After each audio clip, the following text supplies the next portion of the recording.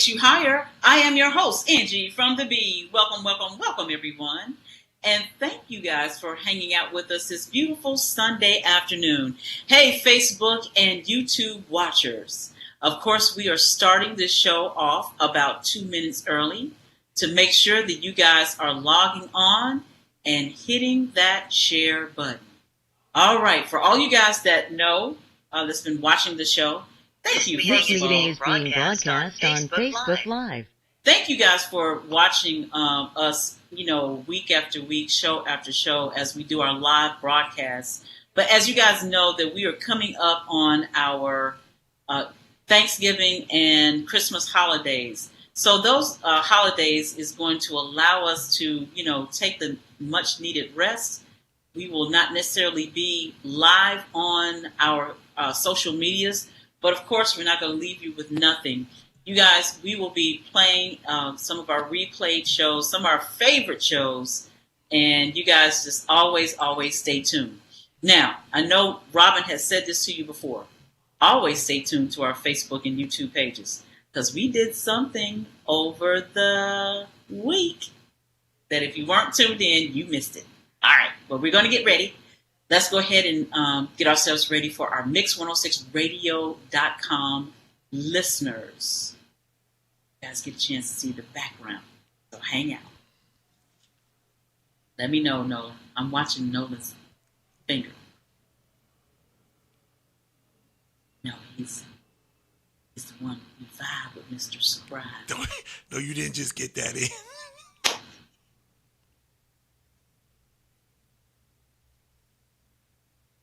Yeah. And welcome to Level Up, real talk that takes you higher. I am your host, Angee from the B. Welcome, welcome, welcome, everyone. And thank you guys for hanging out with us this beautiful Sunday afternoon. Hey, Mix 106 radio listeners, if you guys want to watch this show in its entirety, you guys can head on over to The Real Level Up. That's The Real Level Up on Facebook and now on YouTube.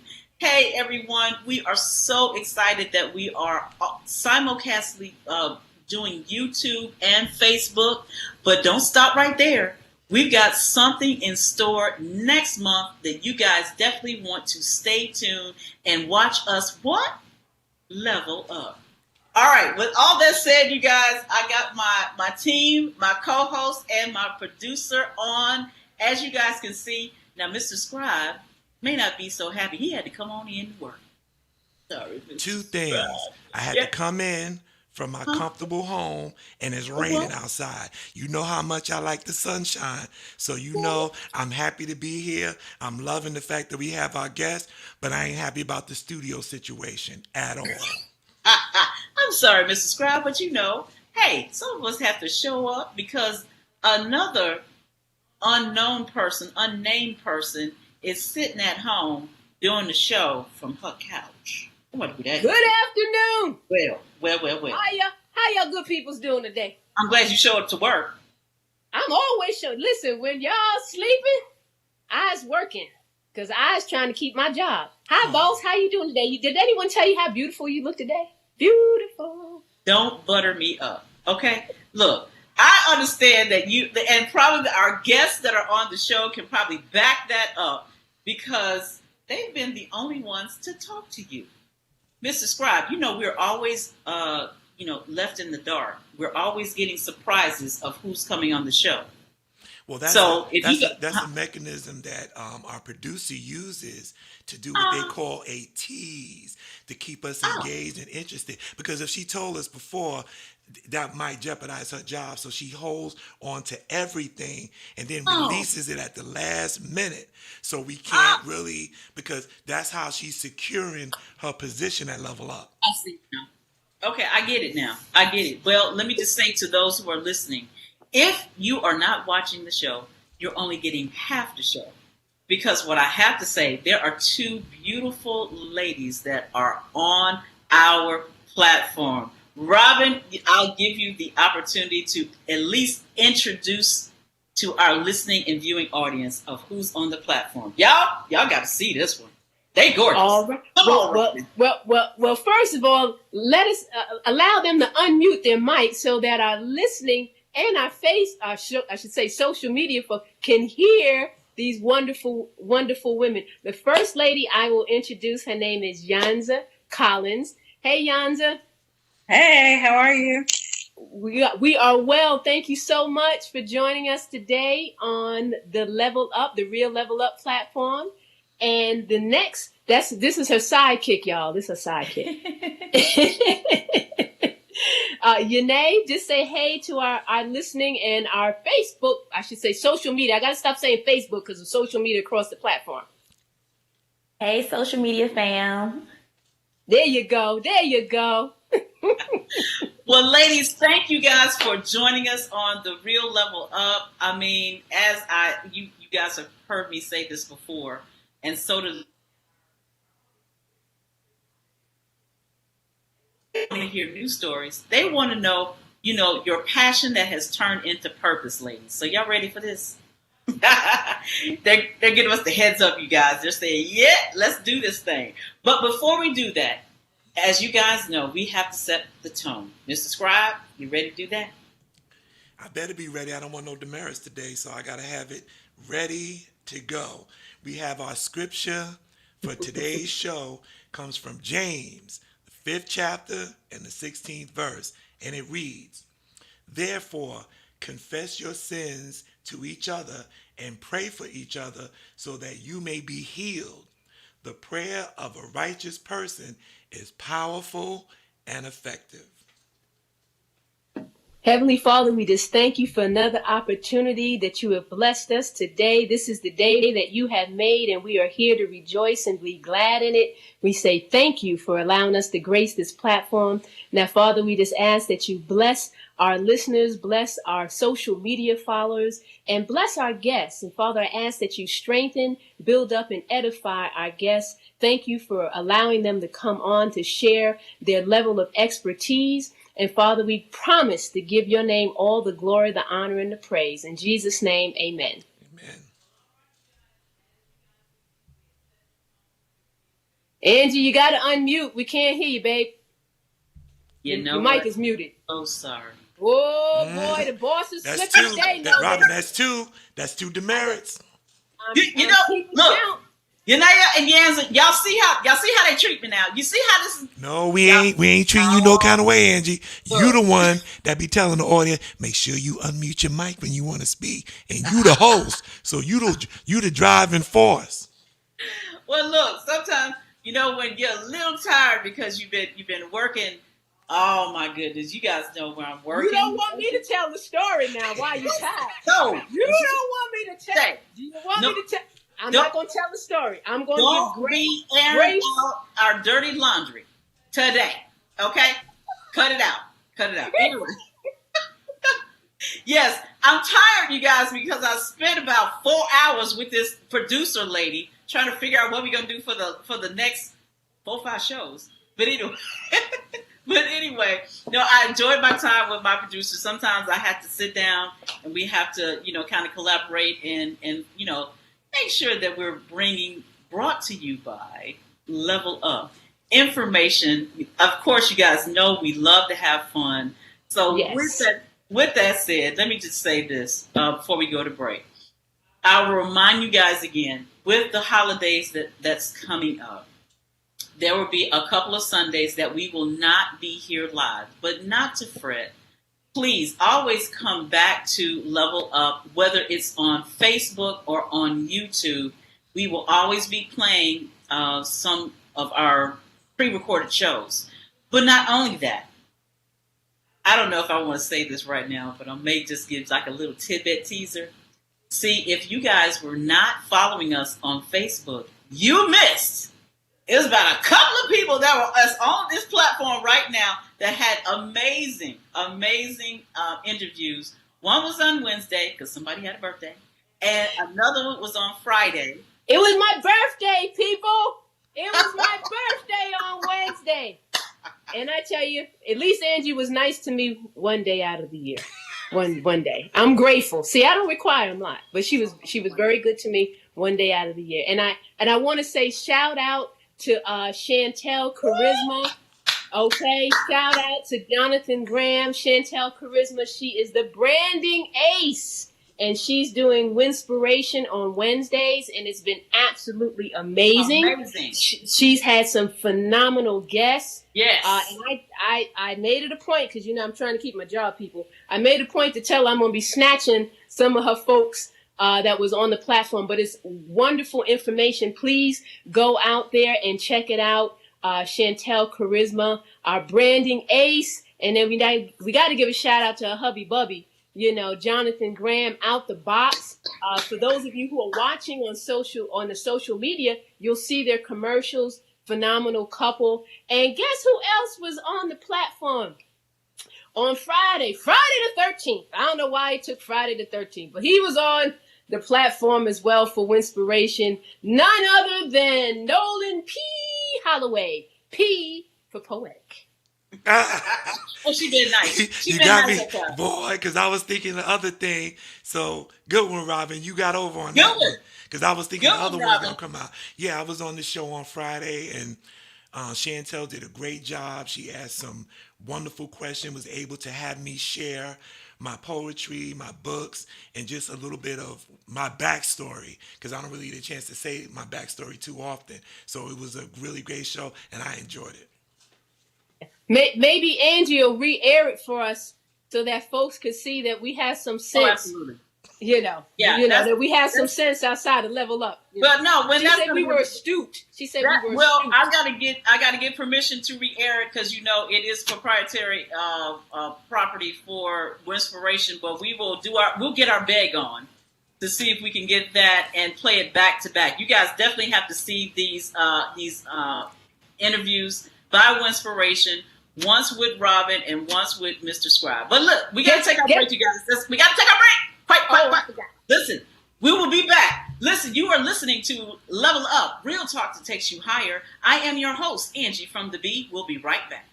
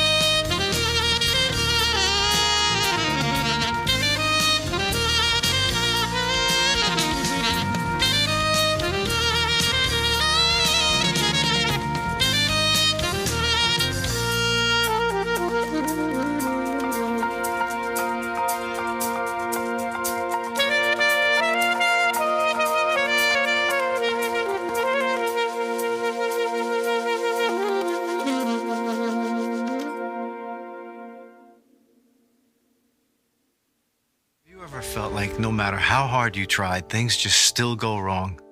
Many times. What do? I let go and let God. All I'm asking from you is to bump up our credit limit to where it was. It's declined. We're experiencing some financial hardships at the moment. You have 6 days to make payment. I can't believe this is happening. You know, I never asked you to pray with me. It's you and me. We got this. God wants to help you, Peter. Excuse me? But you're not letting him in. I did once. Last time we spoke, you took a man away from me I loved dearly. From that day, I swore to take matters into my own hands. But I don't know what to do. I know that you don't believe, but I will pray for you. I love you so much. Copy mo.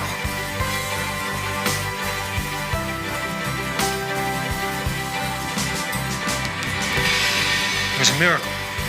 You believe in miracles? Listen, if you need me, you call me.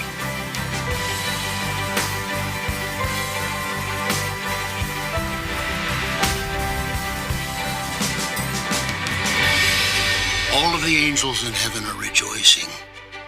You gotta know that everything is gonna be okay.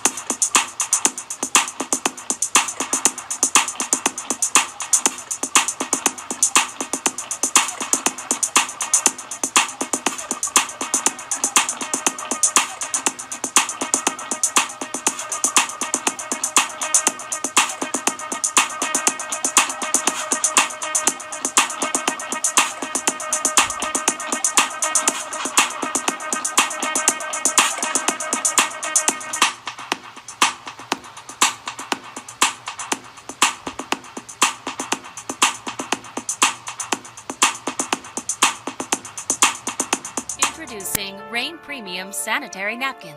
Rain has an innovative design that is made with a strip infused with Nobel Prize-winning material, graphene. The infused graphene strip may provide various health benefits that potentially help relieve painful abdominal cramps, help balance the body's pH, help eliminate harmful bacteria, help with aroma, help fight fatigue, boost metabolism, boost immune system. Graphene moves heat away from your core and contains vibrational energy. In this test, we will add water to the graphene strip and then place a 7-watt light bulb onto the strip to demonstrate the level of energy contained. These medical claims have not been evaluated by the Food and Drug Administration.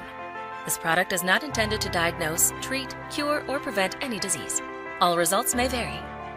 Protect the most precious jewel in the world, you. For more information, contact the person who referred you to this video.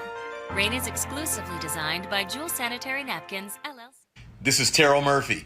Get inspired with Level Up. Real talk that takes you higher. Sundays from 3 p.m. to 6 p.m. on Mix106Radio.com. Hey, this is Constance. Level Up. Check them out every Sunday from 3 to 6 p.m. right here on Mix106Radio.com. Hey guys, it's your girl V Speak Life, reminding you to speak life, not strife. Right now, I want you to get inspired with Level.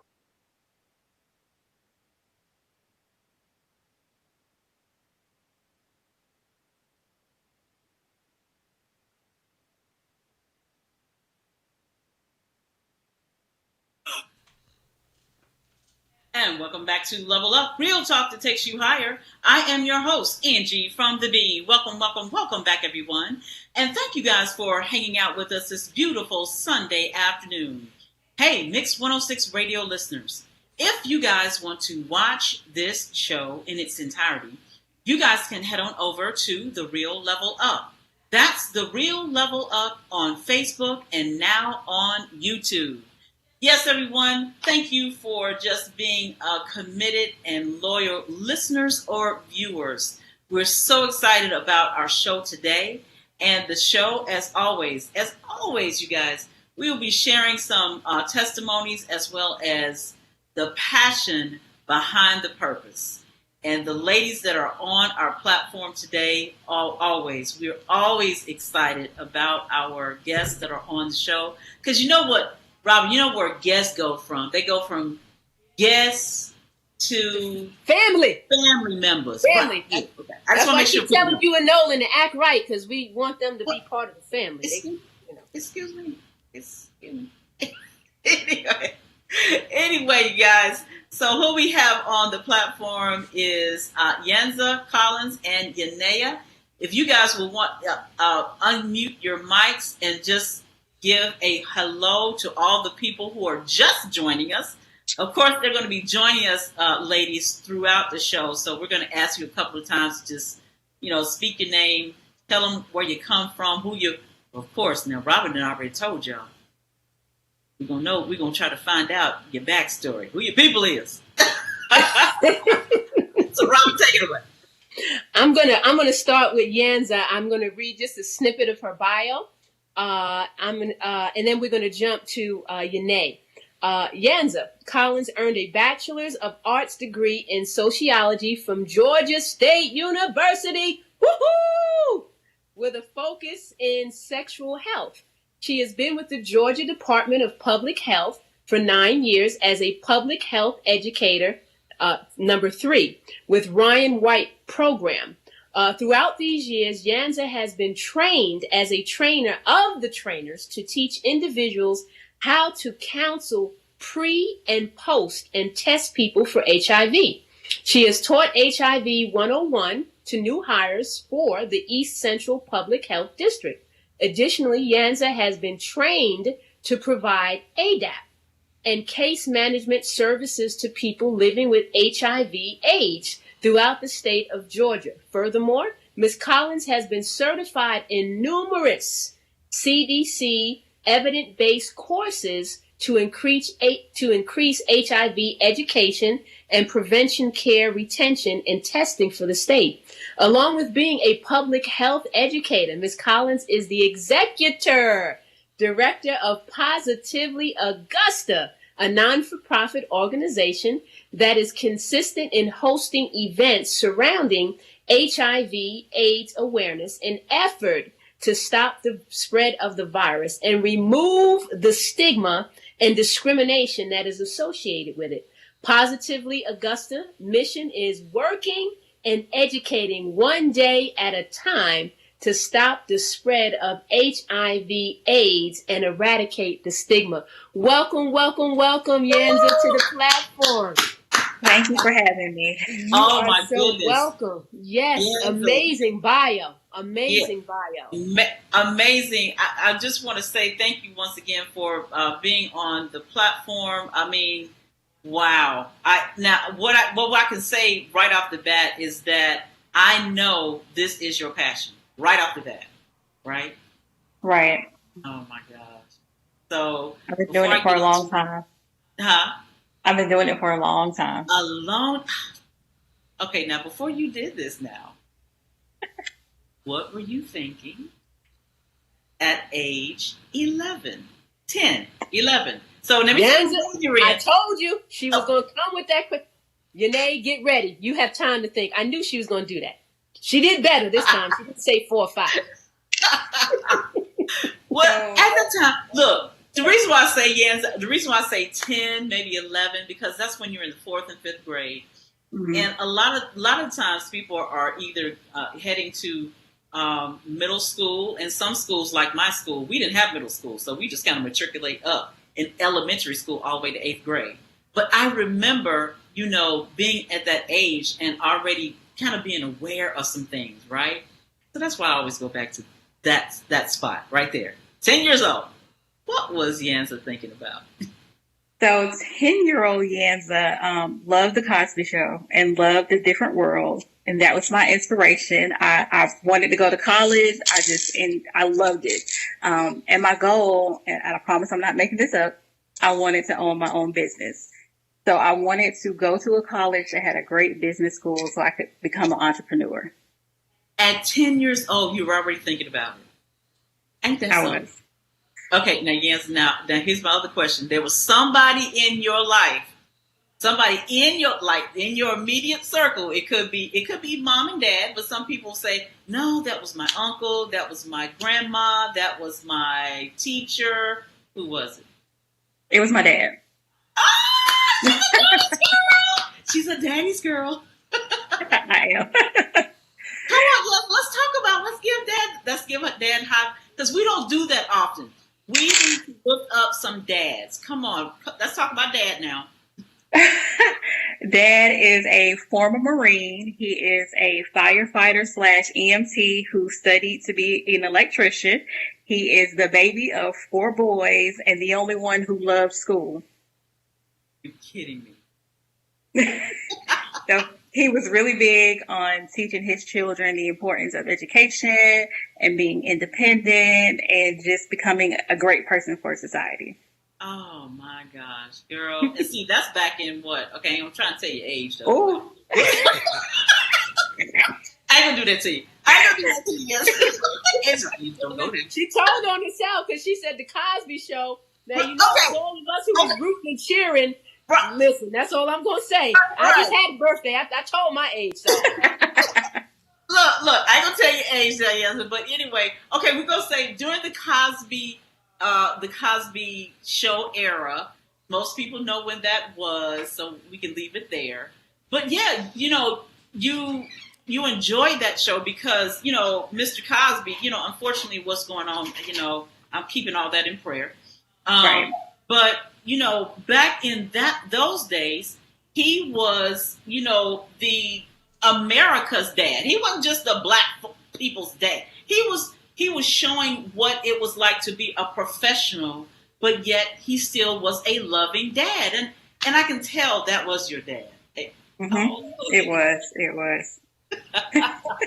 Now you wasn't cheering like the rest of us. Do you remember the Cosby Show, or are we the old folks reminiscing over here?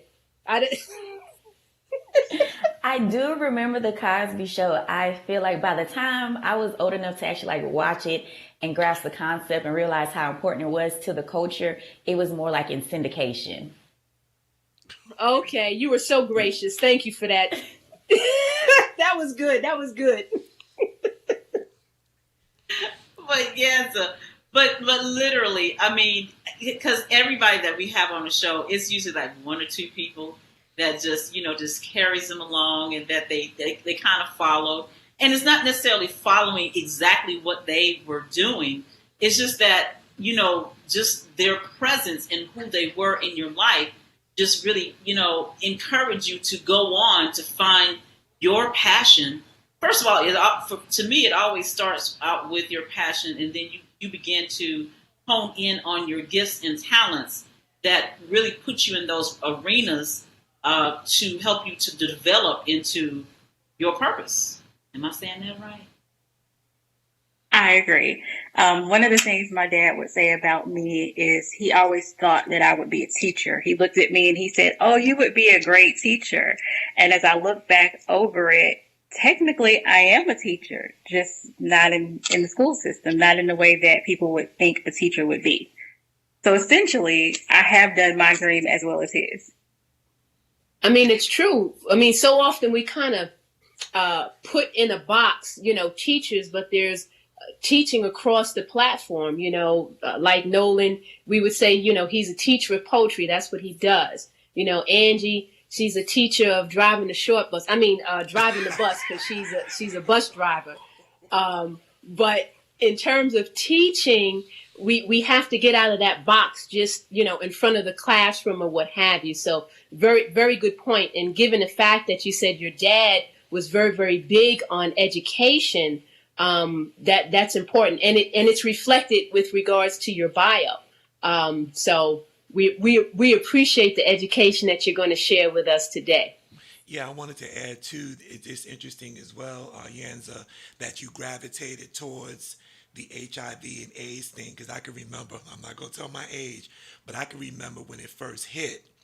I'm originally from New York, and I can remember when it first hit, the stigma and the innuendos and the miscommunication, the misunderstanding of when it first started. And the fast forward to now, it's amazing to me that it still has a stigma attached to it, even though we understand so much more about it. But it's a lack of education, even though it's out there. And we really appreciate what both you and Yhanea are doing. We're gonna bring. We didn't forget about you, Yhanea. We didn't forget about you now.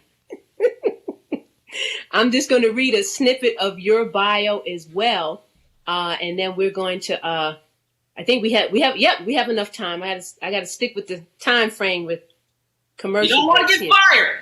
No, I don't want to get fired. Everybody knows I'm trying to keep my job. Thank you, Chantel Charisma, for backing me on that one. But anyway, Yhanea Gregory has an extensive background in health promotion and disease prevention. She obtained her master's of public health from Armstrong State University, her bachelor's of social work from Fort Valley State University, and she is also a certified health education specialist. Yhanea started with the Georgia Department of Public Health as an intern in 2014, and she currently serves as the HIV prevention supervisor with the East Central Health District. Welcome, welcome, welcome, Yhanea. Hi, thanks for having me. I'm really excited to be here. Yes. Thank you for being on the platform, and we really appreciate you. Now, of course, Robin warned you. What was it? Now? Can we? Let's make this correction like right now, because you know about our producer. It's Yhanea, right? Correct. It's Yhanea. Okay. Yeah. Well, I don't know where she's. I already said you already did. I'm so did sorry. I was practicing before we got on. Yhanea. I'm gonna get it. I'm so sorry. But did I not say that before we got on? Yeah, you did. And Mr. Scribe, she already did it. I'm just like, she's saying her name wrong about 4 or 5 times. Anyway, Yhanea, please tell us, what were you thinking? What were you thinking when you were in 4th and 5th grade? Come on, girl, give us the 4th and 5th grade. I was thinking about ballet because I was in ballet. Also, I played the violin in 4th and 5th grade. Right, so that's what I was doing in 4th and 5th grade. And just being a kid, I love to go outside. I love being active. I love the Disney Channel and Nickelodeon. So that's where my mind was in the 4th and 5th grade, studying, trying to get awards at Honors Day when my parents would come out and watch the awards at the end of the year. So that's what I was doing. Wait a minute. So Yhanea, you know how to play the violin? I used to. She said, I used to. Don't, Angee, don't make me break out. No, because I've often heard, Yhanea, that it is one of the most hardest instrument. Is it really that hard to learn it? It wasn't difficult, but at the time we weren't really playing like Mozart or anything like that. It was more like Twinkle, Twinkle, Little Star in the 4th and 5th grade. It wasn't hard songs at all. Look, Yhanea, tell it like it is now. We'll talk to take you higher. Look. Right. Okay. She wasn't aspiring to be at Carnegie Hall over here. Okay. No. No, Yhanea, but funny you said that, because we did have 2 violin. Well, we had one in call, he was on his way and the pandemic happened. Something like that. But look, if you want to get back into it, girl, we can hook you up with somebody else. I will keep that in mind. I will definitely keep that in mind. Anyway. Well, I just want to say kudos to both you ladies. We always ask that question because our audience they really connect with those who they get to know. We find every time that we're bringing our guests on the show, they're like, "Hey, Angee, we just love when you go to those backstories because it helps me to understand, the heart behind the person of what they're doing now. And if I want to make a decision to be there to the end, to support them in anything that they're doing." Are you guys finding out that, as you're going through building what you're building and getting more into what you're trying to do for your nonprofits, are you finding more people that are getting into what you're doing because they just simply know you, trust you? You know what I mean? Go ahead, Yanza. I would say yes. I'm from Augusta, Georgia, small town, small southern town. So Bible Belt stigma, it's hard to get people to want to participate in such a topic. So a lot of people that do support me are supporting me because they definitely know me. And I hope they respect me a little bit and appreciate what I'm trying to do for the community. Go ahead, Yhanea. I feel the same way. I do feel like as the years go by, stigma is getting reduced, not significantly, but a little bit. So as the years go by and they see familiar faces within our community talking about it, letting them know how important it is, letting them know why you should do it, letting them know that you can still do it. And it's not scary. I know a lot of people, when they hear HIV, they tend to maybe tense up and not want to talk about it. But the first way to reduce stigma is to actually talk about it. I was going to say, are you able to maybe give us an idea in terms of stats, especially within the African American community? I mean, I've heard, but don't know how accurate that is. I've heard that it tends to be higher amongst women within a certain age range within the African American community. Is that true, or is it pretty much proportionately the same across the board? So I'll take that one, Yanza. So in the Augusta area, we do have our priority populations. So the populations who are heavily affected in the African American community are African American males, 18 to 25, heterosexual African American females, and also African American men who have sex with men.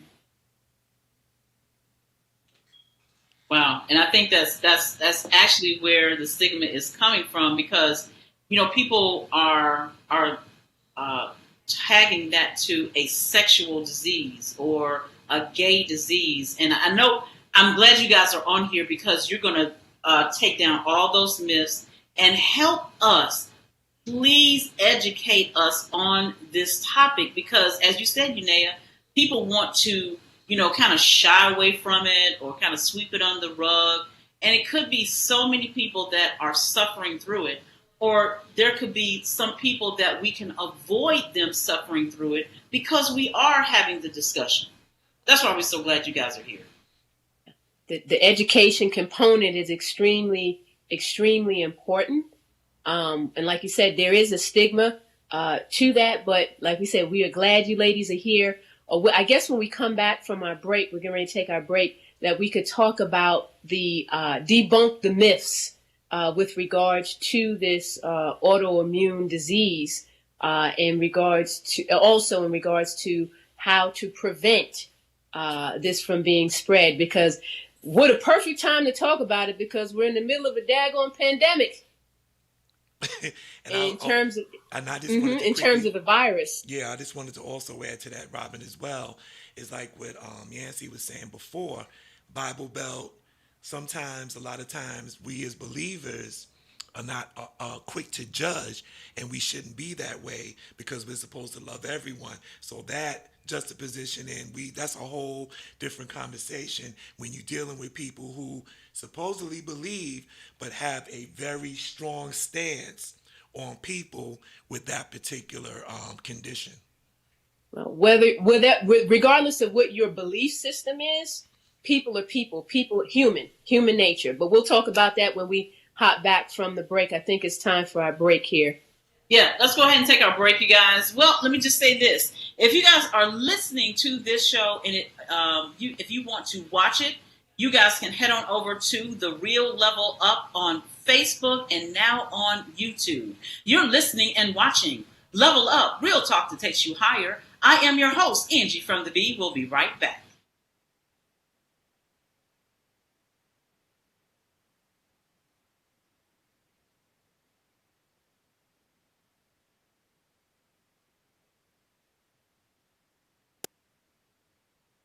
Trinity, yeah. They think I'm by myself, but I roll with the Trinity. How many of y'all roll with the Trinity? They think I'm by myself, but I roll with the threes up. Yeah. Trinity, wise. They think I'm by myself, but I roll with the Trinity. I took a ride in his car, he took me higher than stars. I'm drunk in the spirit, forget what they supply at the bar. Talking higher than Mars, I'm talking higher than far. Surrounded by angels and best believe they ready for war. I know they think I'm by myself, but I roll with the Trinity. Father, Son, Holy Ghost, he rides on my enemies. I don't need Hennessy, cause I got infinite energy straight from heaven, and that's where I'm finna be. I roll with the Trinity, fully protected. His ways I fully respected. Like good signal, I'm fully connected. The devil's like a tape and a VCR. I pushed him out and he's fully ejected. It's time for a miracle. I prayed for a man who had cancer. He called me back, told me it was gone. I told him God healed him from the throne. And now he in the zone. Giving God praise, singing songs. Trinity. They think I'm by myself, but I roll with the Trinity. Trinity. They think I'm by myself, but I roll with the Trinity. I roll with the Trinity. They think I'm by myself, but I roll with the Trinity. Hey, K-Joe, show who you roll with, big bro. You might wanna go somewhere else, cause you think I'm by myself. You thought that I was alone, so I guess you gon' creep. You didn't know that I'm 4 deep. God the Father, the Son, and the Holy Spirit, yeah, that's my team. To add more players to the game, yeah, that's my dream. Free life, kingdom business, yeah, that's my thing. And to keep freedom ringing like in my king. I'm in your hood screaming, what's up, Lil? Everybody getting high out the spirit like Puff Puff Kid. We flying like way up here. Living in peace and serenity, man, there's no tough luck here. And I left the world behind, no they miss me. Me without Jesus, man, don't be like this me. Get rid of haters and let God fortify, get your enemy. Think you by yourself, but you roll with the Trinity. Yeah. Trinity. They think I'm by myself, but I roll with the Trinity. That's who I roll. They think I'm by myself, but I roll with the Trinity. I roll with the Trinity. They think I'm by myself, but I roll with the Trinity. Trinity. They think I'm by myself, but I roll with the Trinity. They think I'm by myself, but I roll with the Trinity. That's who I roll. They think I'm by myself, but I roll with the Trinity. I roll with the Trinity. I roll with the Trinity. They think I'm by myself, but I roll with the Trinity. I roll with the Trinity. I roll with the Trinity. They think I'm by myself, but I roll with the Trinity. Trinity, a friend of me. Thank God he defeated my enemies, and the devil better flee and run. Father, Son, Holy Ghost, it's the 3 in 1.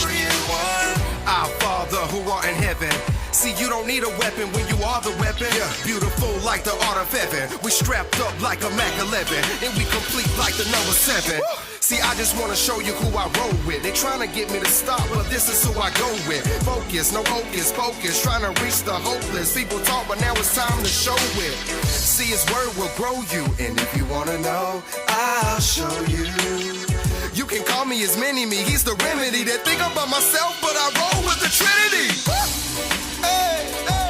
They think I'm by myself, but I roll with the Trinity. Trinity. They think I'm by myself, but I roll with the Trinity. I roll with the Trinity. They think I'm by myself, but I roll with the Trinity. Trinity, Trinity, Trinity. They think I'm by myself, but I roll with the Trinity. I roll with the Trinity. They think I'm by myself, but I roll with the Trinity. That's who I roll. They think I'm by myself, but I roll with the Trinity. I roll with the Trinity. I roll with the Trinity. They think I'm by myself, but I roll with the Trinity. I roll with the Trinity. I roll with the Trinity. They think I'm by myself, but I roll with the Trinity.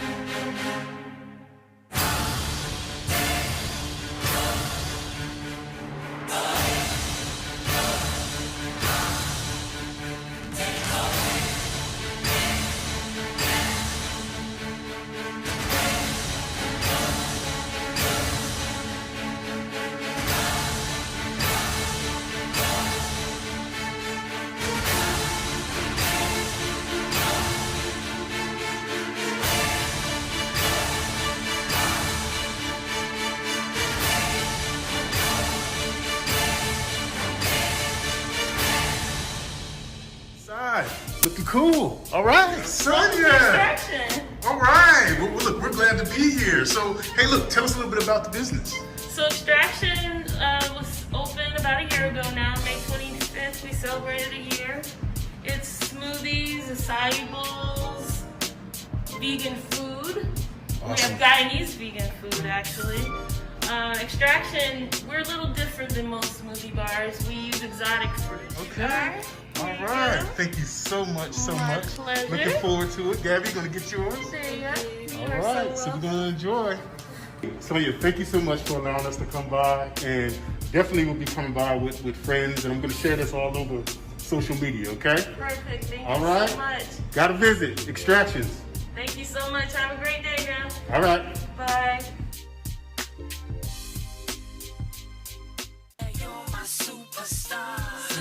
Someone Cares of Atlanta is a nonprofit 501c3 community-based organization providing holistic health and wellness with locations in Marietta and Metro Atlanta.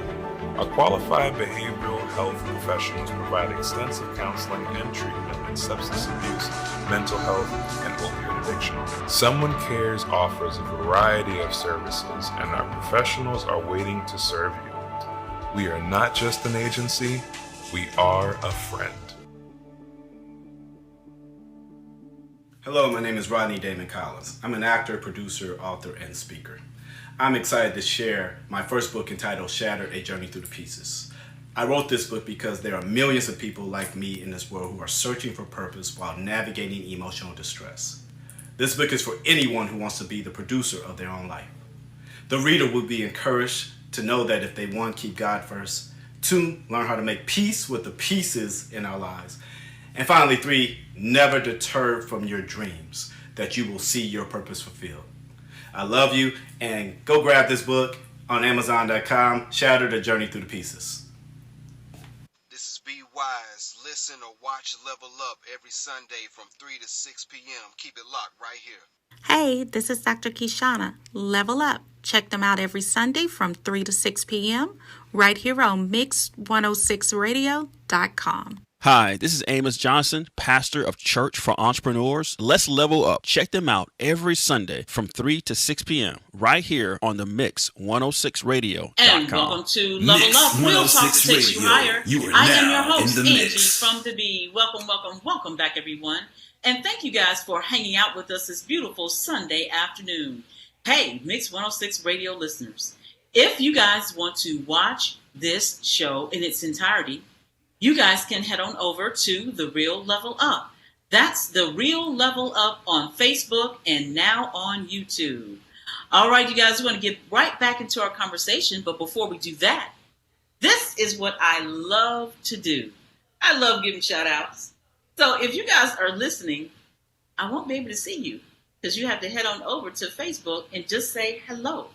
So who I want to give a shout out, now you know Mrs. Scribe, the first person we always shout out is Miss Doris. Miss Doris is still wearing that diamond, and she wearing it well. That is our top fan, you guys, and she don't miss a show. When she does it, we feel it. Yes, indeed, we feel when Miss Doris is not there. And look, she'll tell me this. Miss Angee, I don't believe that. Oh, yes, we do. Oh, yes.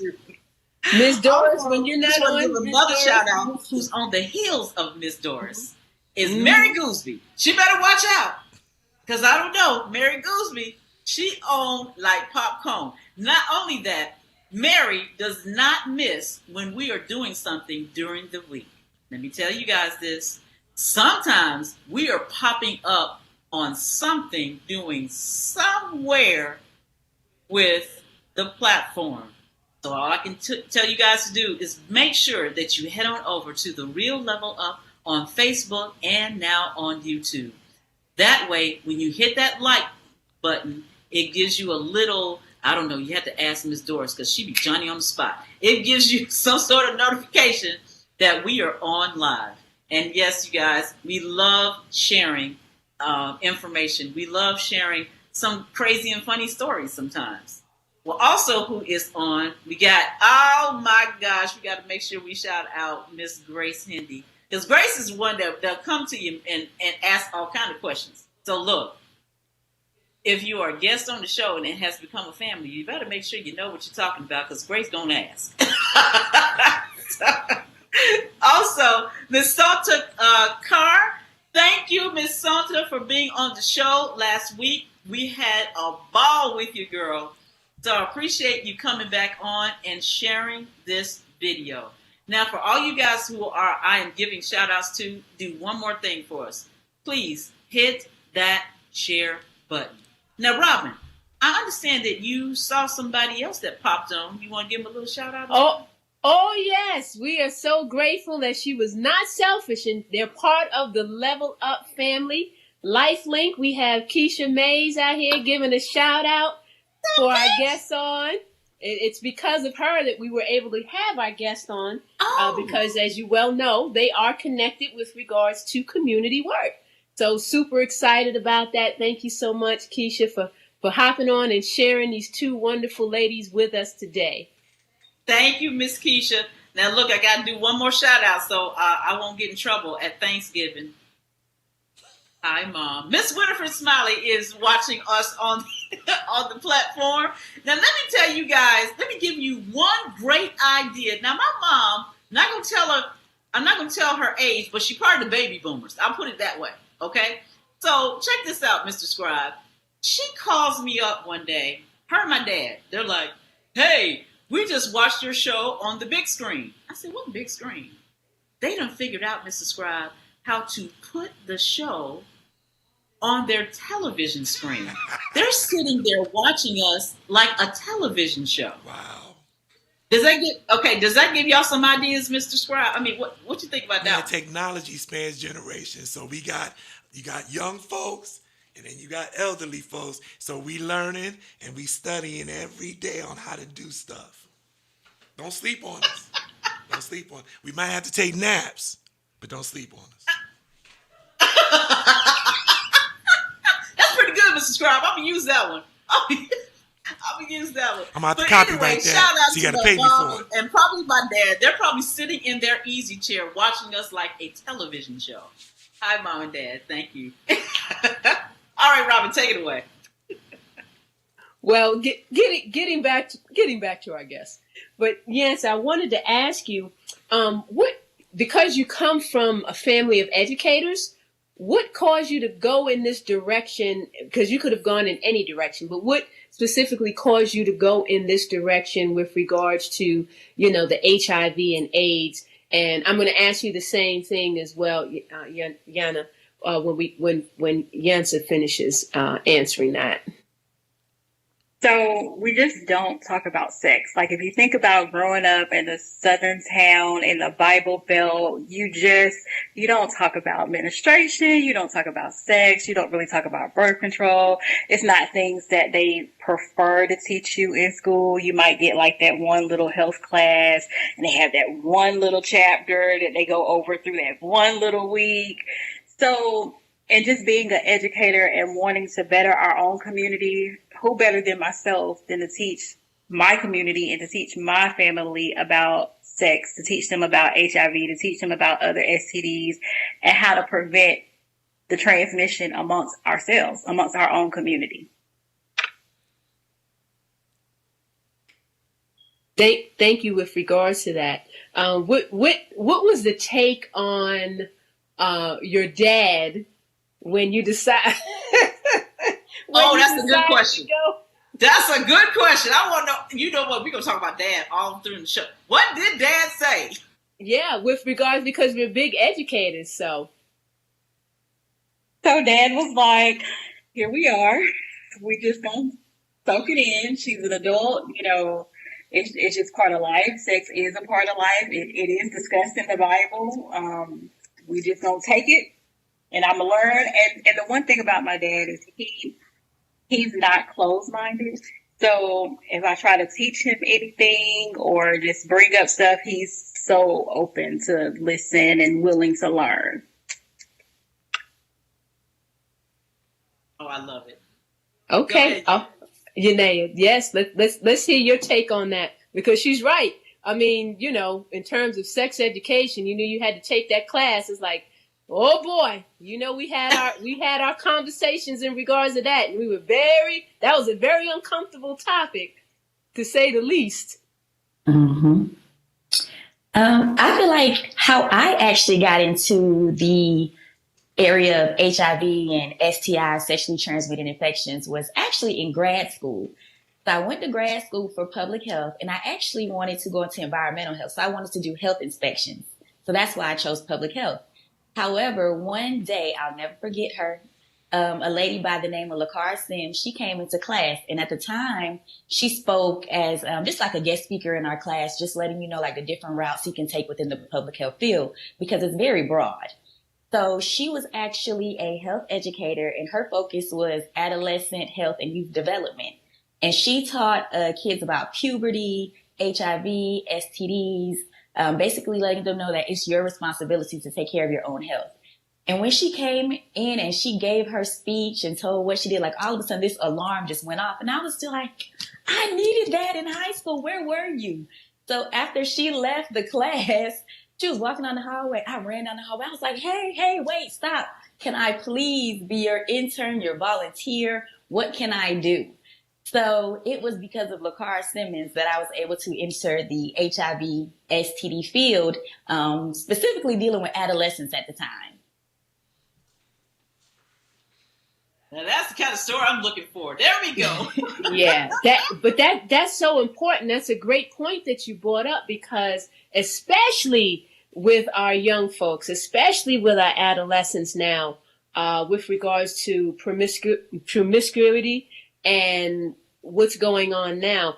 Let me ask you, because I know if you're dealing in the community, what's the take? What's the feel with regards to our young people now in reference to the, you know, STDs and various things like that, with regards to HIV and AIDS? What's the feel? What's the vibe? Do they have this whole mindset of, oh, it's not going to happen to me, or, oh, that's just bogus. I'm good. I can wild out. Can you speak to that?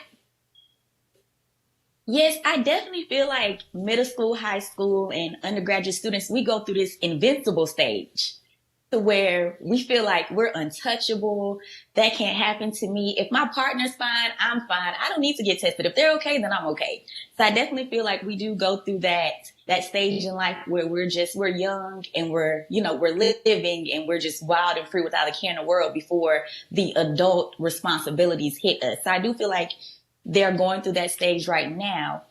Also, it's starting to do like more of like a shift, because studies show when you actually educate adolescents about sex and the importance of letting them know that, yes, it is natural and it is a great and beautiful thing, but you also want to let them know everything and all the precautions or difficult things that also come with sex.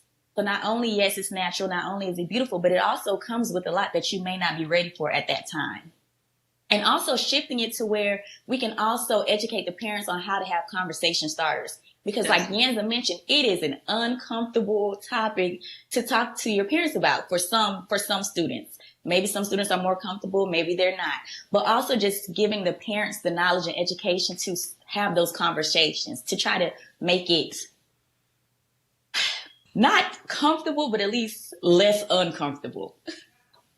We get you know, exactly. The birds, what was it? The birds and the bees talk. The birds and the bees. It's time for that birds and bees talk. You know. Well, I had a question. I just wanted to ask you guys: are you guys targeting just to schools, or what are some of the places that you are finding that you guys can be inserted to, educate the community on what you guys are trying to educate them with? So with students in the area that I'm in, Augusta, Georgia, it is difficult to get into the school systems because there's certain things that we can say, certain things that we can't say. But I find it easier to partner with organizations outside of schools. So like the debutantes or Delta Jams or students that go to summer camp at the Family Y. It's easier to get into those type of organizations. In my experience, Yanza might have a different one than the actual school system. So what's your take on it, Yanza? So, being an employee of the Department of Public Health, I concur with you. Yhanea, it's definitely difficult. So that's where my nonprofit, Positively Augusta, I was able to put a spin on it because I'm not working with the state agency. So I do things like what I'm doing now. I'm offering a scholarship to local high school students. I teach them how to write like APA style, but this year we're going to do like virtual essays using Snapchat. And that gets those students talking about HIV and AIDS and why it's important for them to know about it, why they should be concerned about it. And I also use like the debutantes or our local Delta Gyms and just other organizations to kind of help bridge that gap as well.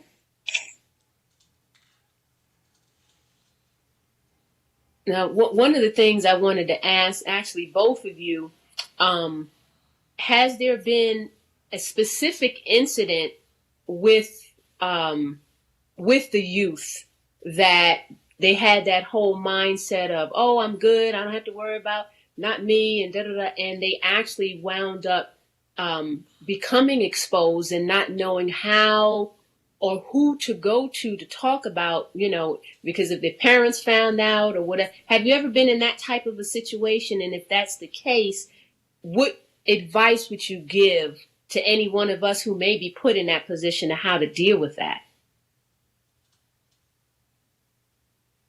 So yeah, I have been put in that position. We have a college here where we used to do testing on a routine basis, and students would come back positive and they clearly don't have insurance, or they're under their parents' insurance. They can't talk to their parents about being positive. So they do have programs like the case management program that they can get involved in.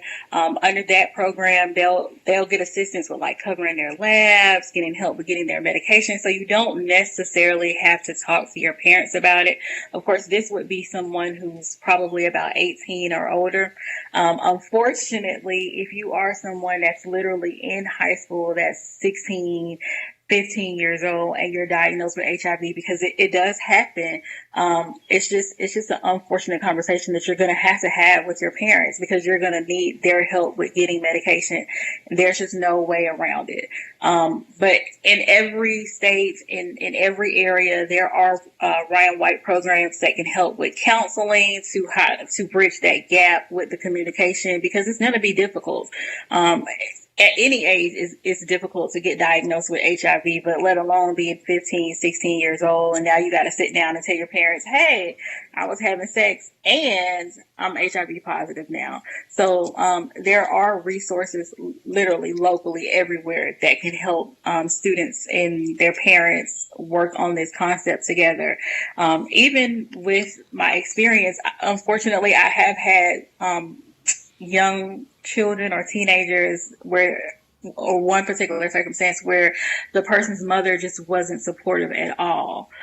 She just wasn't willing to help him at all. Fortunately for him, he had a grandparent that stepped in that was able to help. So kind of think outside of the box with that too. If you find yourself in that situation and they literally just don't want to talk to their parents, see if they have like an aunt or uncle or a grandparent or a godparent or somebody else that can step in and help them transition through this process. Wow, Yanza, it's a reality. It's sad truth, but it's a reality that I think probably both of you are dealing with when you run into somebody that's that young, and that there's no support system. And that's why we appreciate you guys coming on and, educating our audience about this. And I'm hoping and praying that, that you that are on our social medias, please share this video. As you guys know, we share a lot of information. We usually get to that point where we're sharing information that could, save a life, help a life, improve a life. This time, you could be saving a life. So please hit that share button, you guys. Let people know that we are sharing some really vital information. The one thing I wanted to ask you both, though, with this pandemic that's spreading, I mean, that's all you hear in the news. All you hear in the news. So how is that affecting you guys getting out to, your agendas to the community at large? And that's part of the reason why I asked, are you getting into the schools or the churches? Or I see your community organizations, which I applaud you guys on that, because I do know how hard it is to connect in with those organizations. It's a lot of work. But I just wanted to find out, how are you guys kind of, circling around or getting around the other disease that's going on, that's widely spread? How is that working for you guys? And have you had cases where someone had both?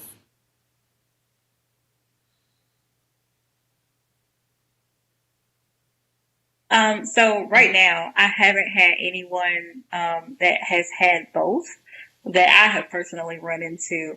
Of course, they are getting tested. We do testing here at the health department every Monday, Wednesday, and Friday. And we're actually out there helping test too. So we have to kind of step into this component as well. Just virtual. Social media is kind of helping us continue to do what we need to do, encouraging people to get tested. I know Yhanea is probably going to talk about the at-home test that they are offering now. You can get you a test and take it at home and get your results. They have counseling. We've been doing like our case management for those who are already living with HIV. We can do telehealth, so just doing that stuff via virtually or over the phone. So social media, the virtual world has really helped us a whole lot. Yhanea? I definitely agree. So being that I work in the HIV field, it's already difficult enough to actually have a strong participation in the community because of the stigma associated with HIV. So now that this pandemic has happened, it's even harder now because we're not able to meet people where they are. So now we have to do everything virtual. So like Yanza mentioned, we do have the at-home test kits that we're able to send out or that they're able to come and pick up. We offer drive-through testing once a month to kind of eliminate that COVID transmission from one person to another, to where they just drive in, we administer the test, and we call them with their results. So it's a really quick process. As far as meeting anybody or having like a case of somebody who is living with HIV and also had COVID, we had one case like in the beginning of this pandemic to where somebody was exposed and he was immediately quarantined. He was actually homeless. So my supervisor had to provide a place for him to stay. So he was actually able to stay in a hotel for 14 days and quarantine. And he ended up testing negative. So that was the only case that I can kind of remember. What type of, we're talking about people who are diagnosed with HIV, AIDS.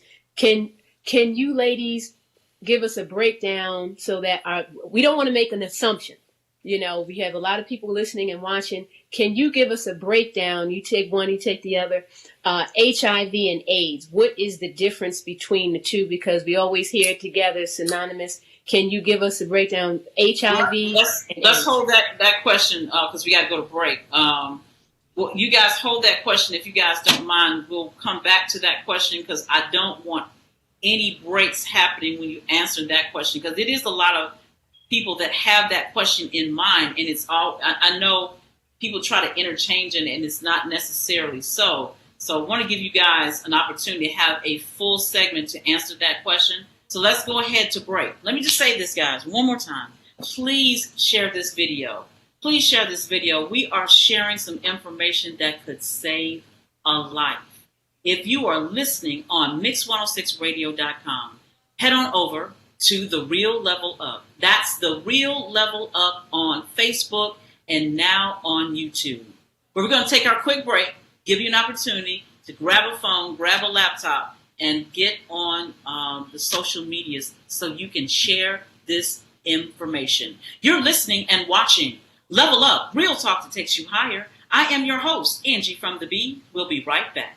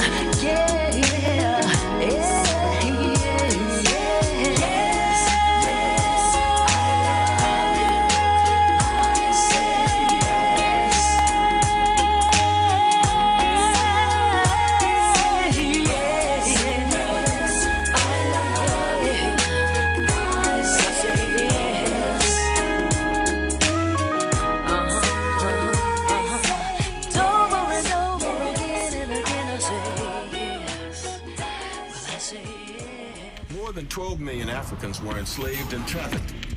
More than 2 million of our ancestors died at sea. The ocean holds stories that haven't been told. This is ground zero for the whole transatlantic slave trade. The story of the slave trade is world history. It's not something unique to America. It was a worldwide phenomenon.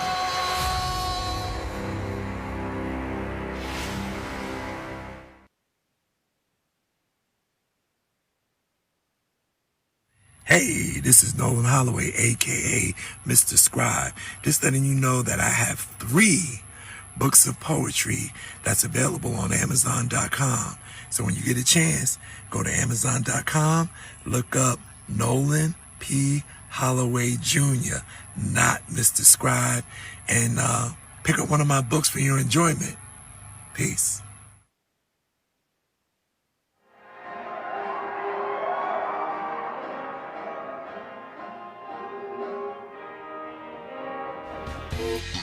What you want, baby, I got it. What you need, you know I got it. All I'm asking is for a little respect when you get home. Hey, baby, when you come home, darling, I'm every woman. It's all in me. I can read your thoughts right now. Everyone from A to Z.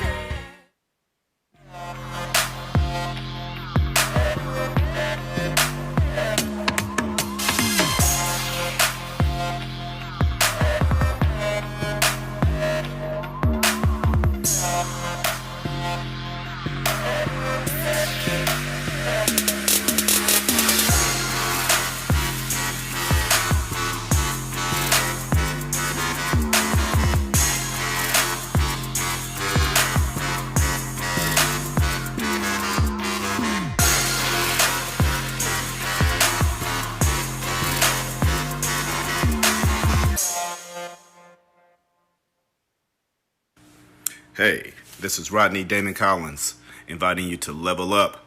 Check them out every Sunday from 3 to 6 p.m. Eastern, right here on Mix106Radio.com. Hey, this is Shay Bynes with Kingdom Driven Entrepreneur. Let's level up. Tune in every Sunday from 3 to 6 p.m. here on Mix106Radio.com. Hey, it's Goddess, and it's time to level up. Every Sunday from 3 to 6 p.m., we look forward to having you to tune in to Mix106Radio.com. Mix 106 Radio. You are now in the mix. And welcome back to Level Up, real talk that takes you higher. I am your host, Angee from the B. Welcome, welcome, welcome back, everyone. And thank you guys for hanging out with us beautiful Sunday afternoon. Hey, Mix 106 Radio listeners, if you guys want to watch this show in its entirety, you guys can head on over to The Real Level Up. That's The Real Level Up on Facebook and now on YouTube. So let me give a couple more shout outs to some folks who are watching us on Facebook. Now, I'm understanding that there are some people who are watching us on the social media parties, like the watch parties. Well, we can't see you on the watch parties. So I had a couple of people, Nolan, like, hey, you didn't shout me out. I said, well, how did you listen to us? Or how did you watch us? Well, I was on so-and-so's watch party. I'm like, well, so-and-so going to have to shout you out. I didn't see you. So anyway, this is what I'm going to tell you guys to do. If you're on a watch party, we'd love to shout you out. You guys can just head on over and link in to The Real Level Up directly to us and just type in the word hello, just so we can see you. All right, so who is on? I saw that we had Miss Queenie Clem. Is that right, Miss Robin? Okay. Yeah, that is right. Yep, she's a friend of mine. She has an excellent platform for authors and poets and things like that, and she's been tuning in. So I'm happy to have her here. So hey, Queenie. Hey, Miss Queenie. Well, thank you for joining us. We really appreciate that. Now, let me ask you guys, do one more thing for us. Hit that share button. Please hit that share button. We are sharing some amazing information. And this time, you know what? Let me just put this out there. You may be saving a life by listening to the information that Miss Yhanea Gregory and Yanza Collins is giving us on this platform. And listen, Angee, guys, they're not playing about it because what it is. Say no. I just want to give one more shout out. We have Lanetha Weaver that's also tuning in. And so she's also tuning in. I just don't want to miss anybody because I don't want folks, oh, y'all didn't shout me out. So I'm just trying to go through so we can catch everybody. Shout out, Mr. Scribe. I do know Mr. Lanetha Weaver. Thank you, Mr. Letha, for tuning in. Please hit that share button.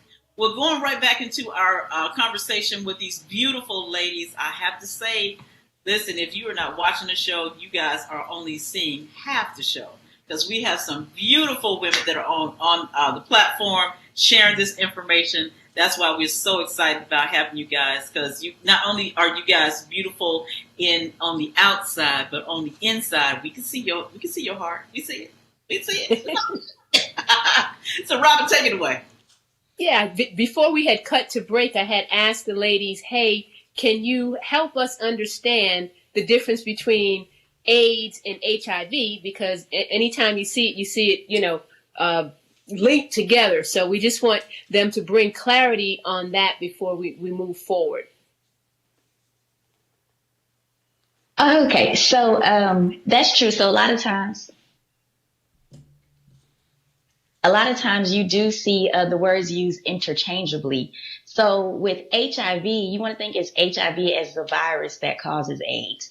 So when this virus enters the immune system, you have like your T cells. So your T cells are basically like your fighters, like your knights. Like anytime something foreign enters your body, they automatically get activated and they say, okay, it's time to get this foreign object out of my body. It's like when you get the flu, like your T cells are automatically activated to basically fight that off. But with HIV, it directly enters those T cells. So this is where the problem gets caused. And once it enters those T cells, then it begins to make copies of itself. So the more copies of HIV that you have in your system, the lower amount of T cells that you have. So once your T cells get to a certain amount, that's when it's classified as AIDS. So I know we can kind of go back and forth. So Yanza, do you want to touch on what happens once your T cells hit that amount? Oh yeah, help us break it down. So if you look at the numbers, so once your T cells get below 200, they automatically classify you as having someone or being someone classified as having AIDS, acquired immunodeficiency syndrome. So essentially what this means is that your body is so weak that you could essentially catch anything. So when you think about people who they say they're HIV positive, they have AIDS, they pass away. It's not actually the HIV itself. It's the acquired immunodeficiency syndrome and you contacting a type of cancer or getting the flu or getting coronavirus or just something else where your immune system isn't able to fight off that new virus. This is what kills people. As Yhanea say, people use it interchangeably and it actually doesn't mean the same thing. The benefits of technology and these new medications is that when people become positive and they do get to that stage of having AIDS, you can take medication to help rebuild your immune system. But when the doctors look at your medical records, they're going to say, well, you were diagnosed with HIV. You got to this AIDS diagnosis. You're always going to be known as somebody who has AIDS, even though your immune system has potentially kind of repaired itself from that below 200 level. So wait a minute, Yanza, if I'm hearing you right, are you saying there's a cure or you can just maintain a healthy lifestyle like Magic Johnson? You know what I'm saying? Yeah. You know what I mean. No cure. No cure whatsoever. Okay. That's just across the board. No cure. No cure. Okay. The only way to maintain the healthiness of your body is to take your medications, go to the doctor, eat healthy, exercise, live healthy. And that is mentally, physically, emotionally, all of that has to be together to maintain the stability of your health. And so that's why someone like, a Magic Johnson who can afford a lifestyle of tip top shape and great food. And let me just back that up though, because I don't want anybody to underestimate living a healthy lifestyle is expensive. No, it's a mindset. It is a switch around. Instead of you eating those French fries, shut up, Rob. Eating those French fries, you're gonna not have the white potato, but you're gonna have the sweet potato French fries. But I'm just saying, it's just making the switch to say that I'm going to eat, live, get the proper rest, proper exercise. Notice I said rest, ladies and gentlemen, because we always underestimate, and you can kind of help me out with that, Yanza, that rest has to be, tip top up there along with eating healthy and exercising. Am I right? Correct. One of the things they're doing right now, they're teaching first graders, second graders in virtual learning in PE about muscle building. And one of the slogans that they had was, you need to eat, play, and rest. All three of those things play a part in the development of muscles and living healthy. Adults can adhere by that.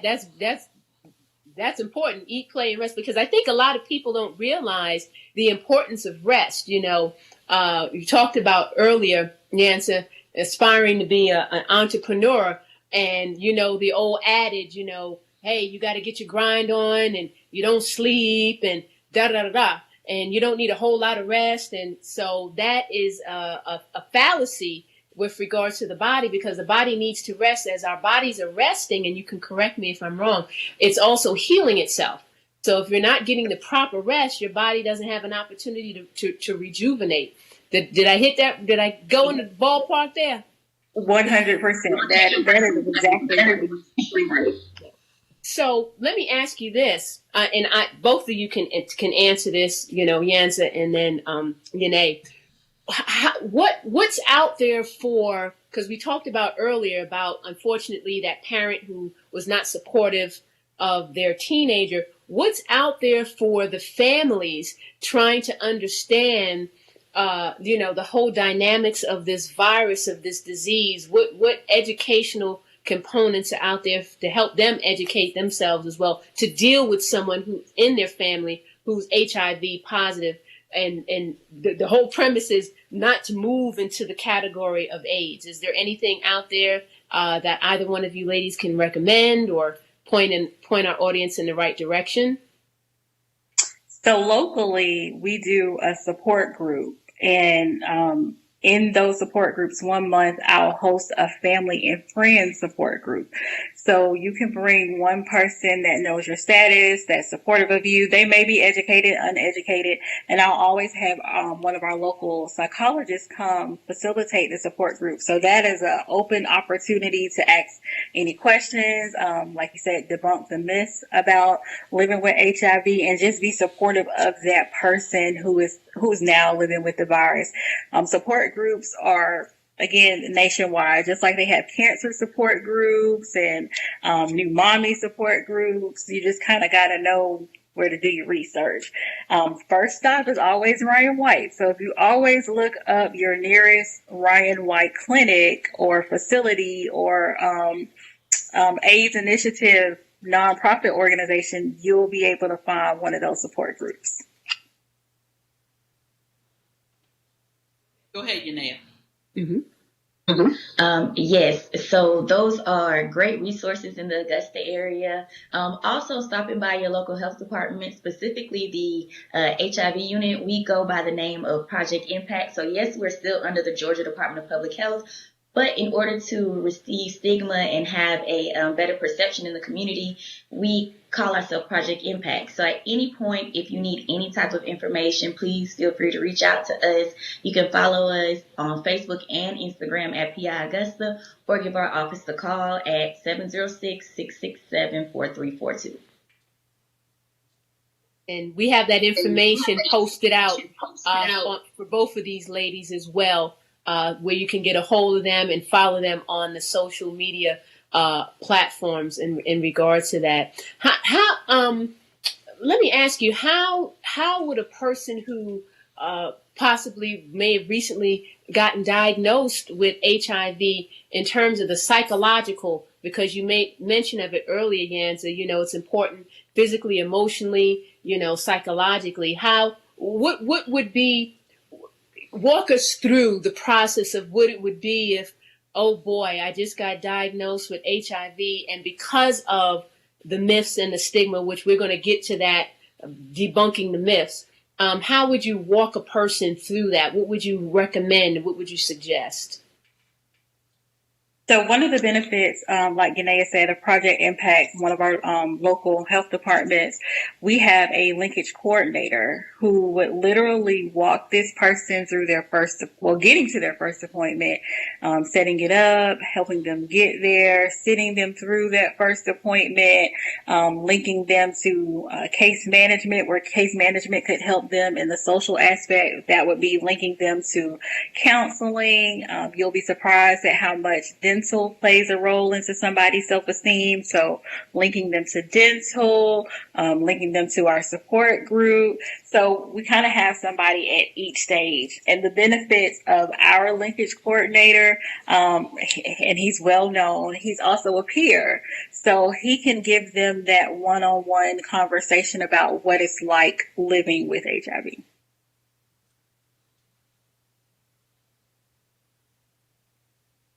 Yeah, no, thank you for that, because people that are sitting on this live feed, whether they're listening or watching, that's the first thing that will help anyone, because you just never know, Yhanea and Yanza, that it's people are going through so much these days that sometimes they just don't know where to go.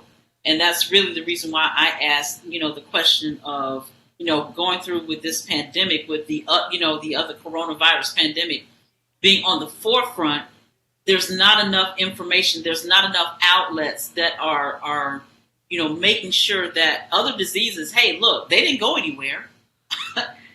People are still dealing with, HIV. They're still dealing with, all the other diseases that are plaguing us. It's just that this one has come into the forefront. As you were talking about, this disease that attacks our immune system, have you guys had to kind of pivot your education, because that's all we're talking about based on this coronavirus is your immune system, upping it up, keeping it. How are your current patients? Have you guys done anything to kind of elevate their day-to-day to make sure that they're even protecting themselves of this virus? Especially the psychological component of it, because remember, we're supposed to be isolated, so that plays a major part with someone's mind with regards to they're already dealing with, a disease, such as HIV. How is that? Can you speak to that as well? So psychologically, in fact, one of the support groups that we did October was overcoming the holidays during a pandemic. So helping our clients understand that, you get those winter blues, and it's going to be different this year. But we had our psychologist on, it was via Zoom. We had him on giving them coping skills, teaching them things that they could use to help them overcome this anxiety of being isolated and living with this virus and living in this pandemic, and it just seems like the world is just caving in, but it's not. It is not. So yeah, I utilize that tool with our psychologists. I've even done things for our support group. We had a fall festival where we were able to do some arts and crafts, just to kind of remind them, yeah, we kept it small, but you're still a person. You still need to socialize. As long as we follow these CDC rules and keep our distance and wear our masks, we can still do some things, so you can still feel like you're part of the community. Yhanea, you want to back up anything? Yes. So great points, Yanza. So just kind of creating more activities virtual also, just so we can feel that connection, because as humans we are made to have human connection. We're not meant to be isolated. So just letting them know, whether you are connected through your Apple Watch or whether you set up nightly Zoom meetings like a girls night or like a virtual party with some of your classmates and you play music, just making sure that we still maintain that human connection. And just to kind of add in, they have the CARES Act, which was funding for people living with HIV via COVID-19. It was COVID-19 funding. So we've been able to purchase things like Walmart gift cards for our clients living with HIV, and they've been able to purchase essential items. So those essential items could be things like vitamins to help your immune system, or Lysol, or, wipes, or just other things to help clear your area and, again, boost your immune system. Oh, and thanks for sharing that, Yanza, because I'm sure there's folks out there that had no idea about that information. And hey, look, just even a gift card coming in the mail like that, Yanza, Yhanea, that can change someone's day, sometimes someone's week.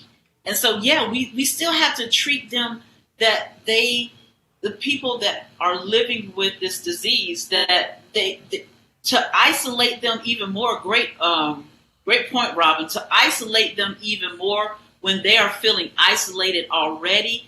Can you only imagine? And sometimes just a card in the mail, just to say, hey, we see you, we got you. Here's a little something that you can, take and, brighten up your day.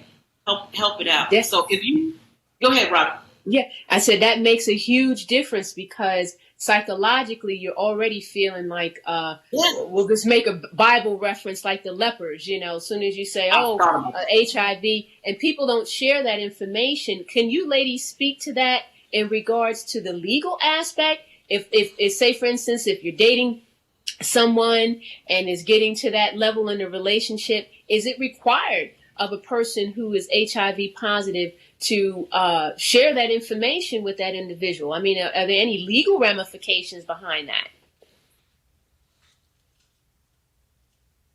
So yes, here in the state of Georgia, it is illegal. You are supposed to disclose your status to your future sexual partners. We do discuss that with our newly diagnosed. We actually have documentation that they sign to acknowledge that you know about this law. It is legitimate. You are acknowledging that you are supposed to tell your future sexual partners. The catch to that is we're under HIPAA. So I can't disclose your sexual status or your status to your partner, and I could know that you're living with HIV, and I literally can't say anything. I know Yhanea has experienced this quite a lot with doing couples testing, so I'm gonna let her talk about that a little bit.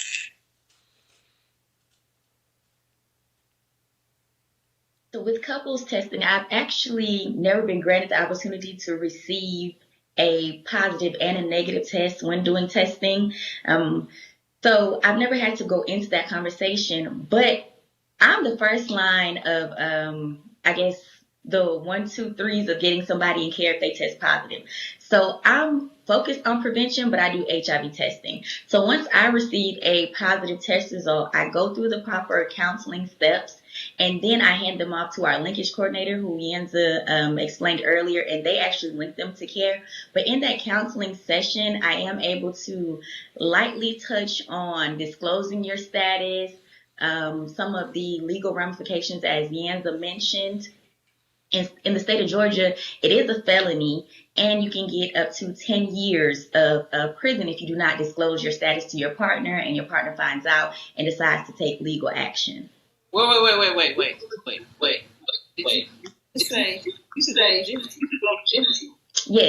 Yes, you can. It is a felony in the state of Georgia, and if your partner decides to take legal action against that person, then yes, they can go to jail for up to 10 years for not disclosing their status before engaging in sex. Now, question. You have Go ahead, Robin. I was going to say we got 2 minutes. Yes.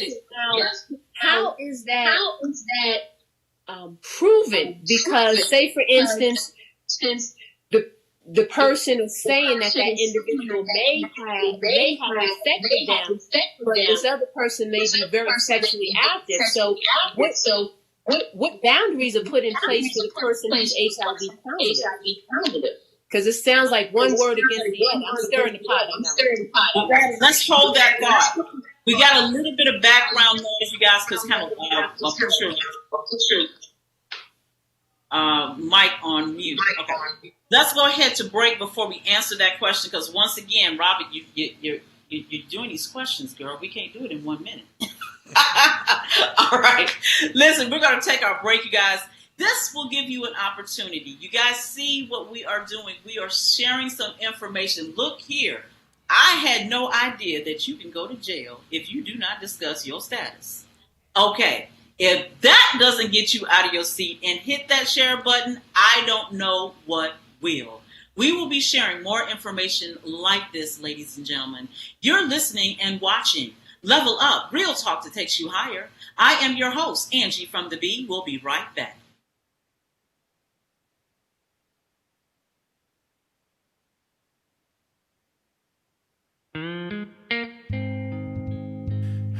You think by now we'd be through with this?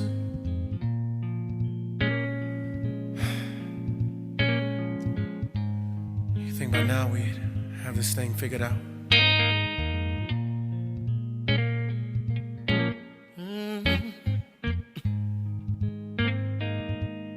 This one hurts a little different.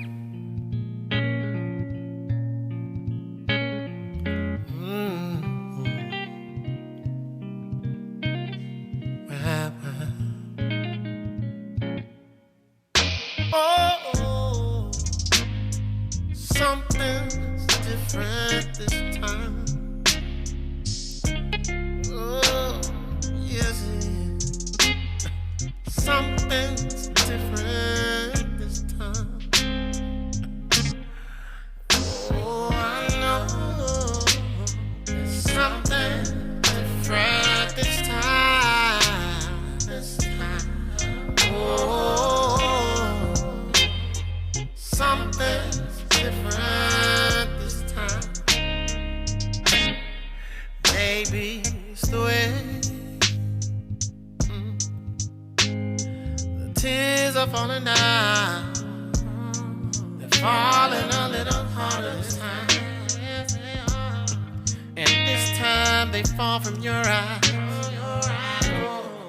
Maybe it's the way. Maybe it's the way that we all feel so breathless this time around. Oh, I don't know. I don't know. All I can say is something's different this time.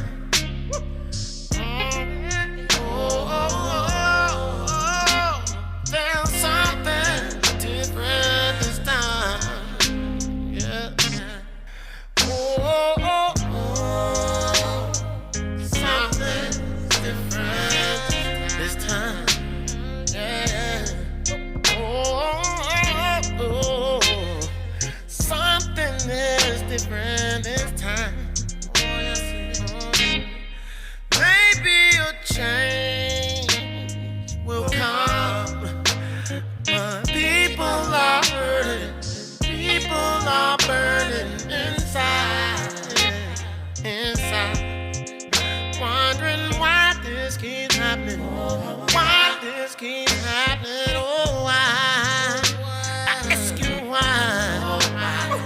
It takes so long to say that it's wrong when we die. We die by the hands that should only save lives. Ooh, something's different this time. Different this time. I believe in my soul. Something's different this time. Something's different.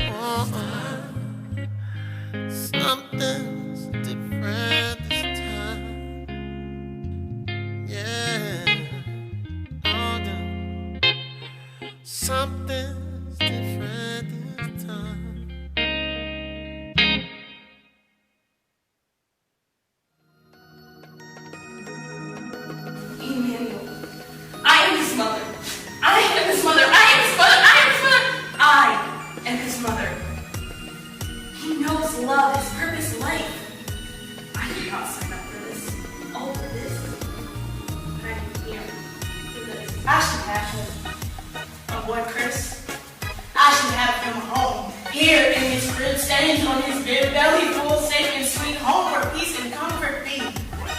My son is missing. My son may die. I won't let you stop.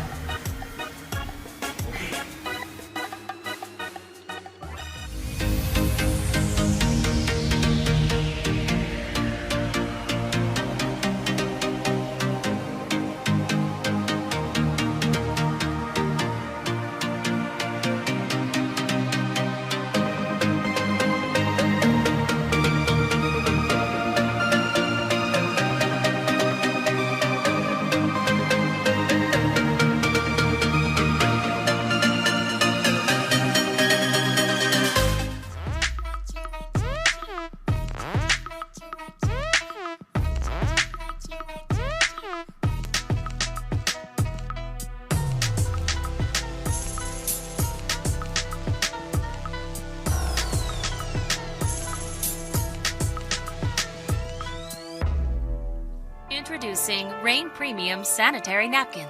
Rain has an innovative design that is made with a strip infused with Nobel Prize-winning material, graphene. The infused graphene strip may provide various health benefits that potentially help relieve painful abdominal cramps, help balance the body's pH, help eliminate harmful bacteria, help with aroma, help fight fatigue, boost metabolism, boost immune system. Graphene moves heat away from your core and contains vibrational energy. In this test, we will add water to the graphene strip and then place a 7-watt light bulb onto the strip to demonstrate the level of energy contained. These medical claims have not been evaluated by the Food and Drug Administration. This product is not intended to diagnose, treat, cure, or prevent any disease. All results may vary. Protect the most precious jewel in the world, you. For more information, contact the person who referred you to this video. Rain is exclusively designed by Jewel Sanitary Napkins, LLC.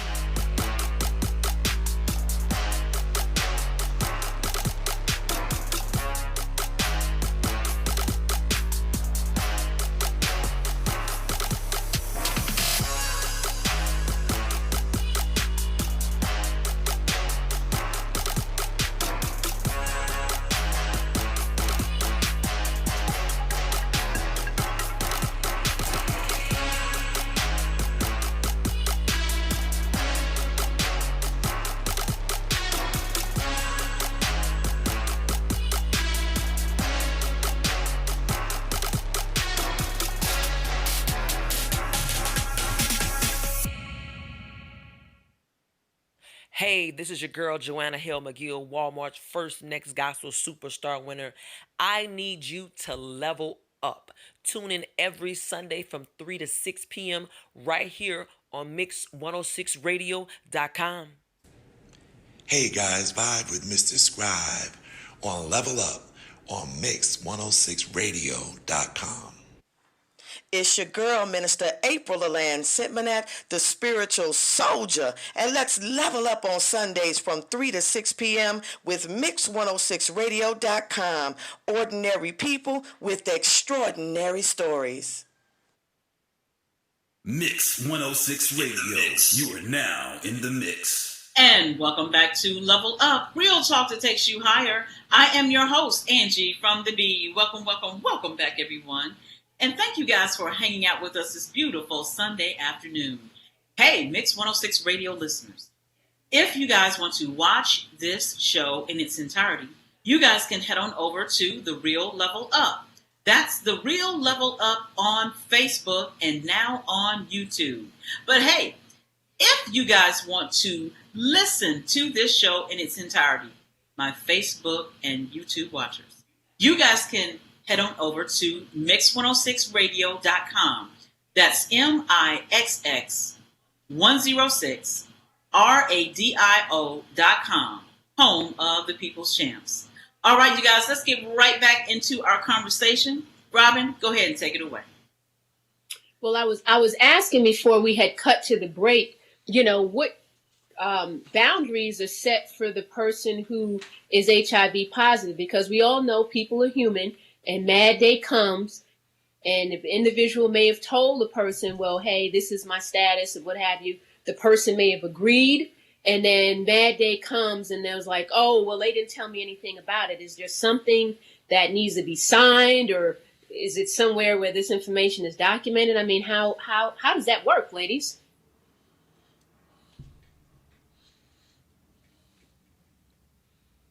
So, no, there's not really a document, but one of the things that I tell people and stress the importance of getting tested on a routine basis is because with Project Impact, with our testing, we give you a result card. It has a date on there. It has a sample barcode. So you kind of have this history of saying, well, you know what? Before I started having sex with you, I was tested, October 6th, 2020, and it was negative. And now November 4th, 2020 is positive.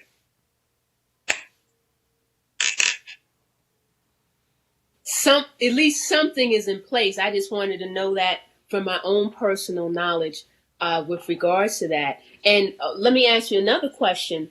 Say, for instance, that the person who's HIV positive, confided in a non-healthcare worker, maybe their girlfriend or what have you, and that individual disclose that information. I mean, is there any type of ramifications in regards to disclosing someone else's, medical status? And, is there any ramifications for that? If you're not in the healthcare profession, or it's just like, well, they didn't told your business.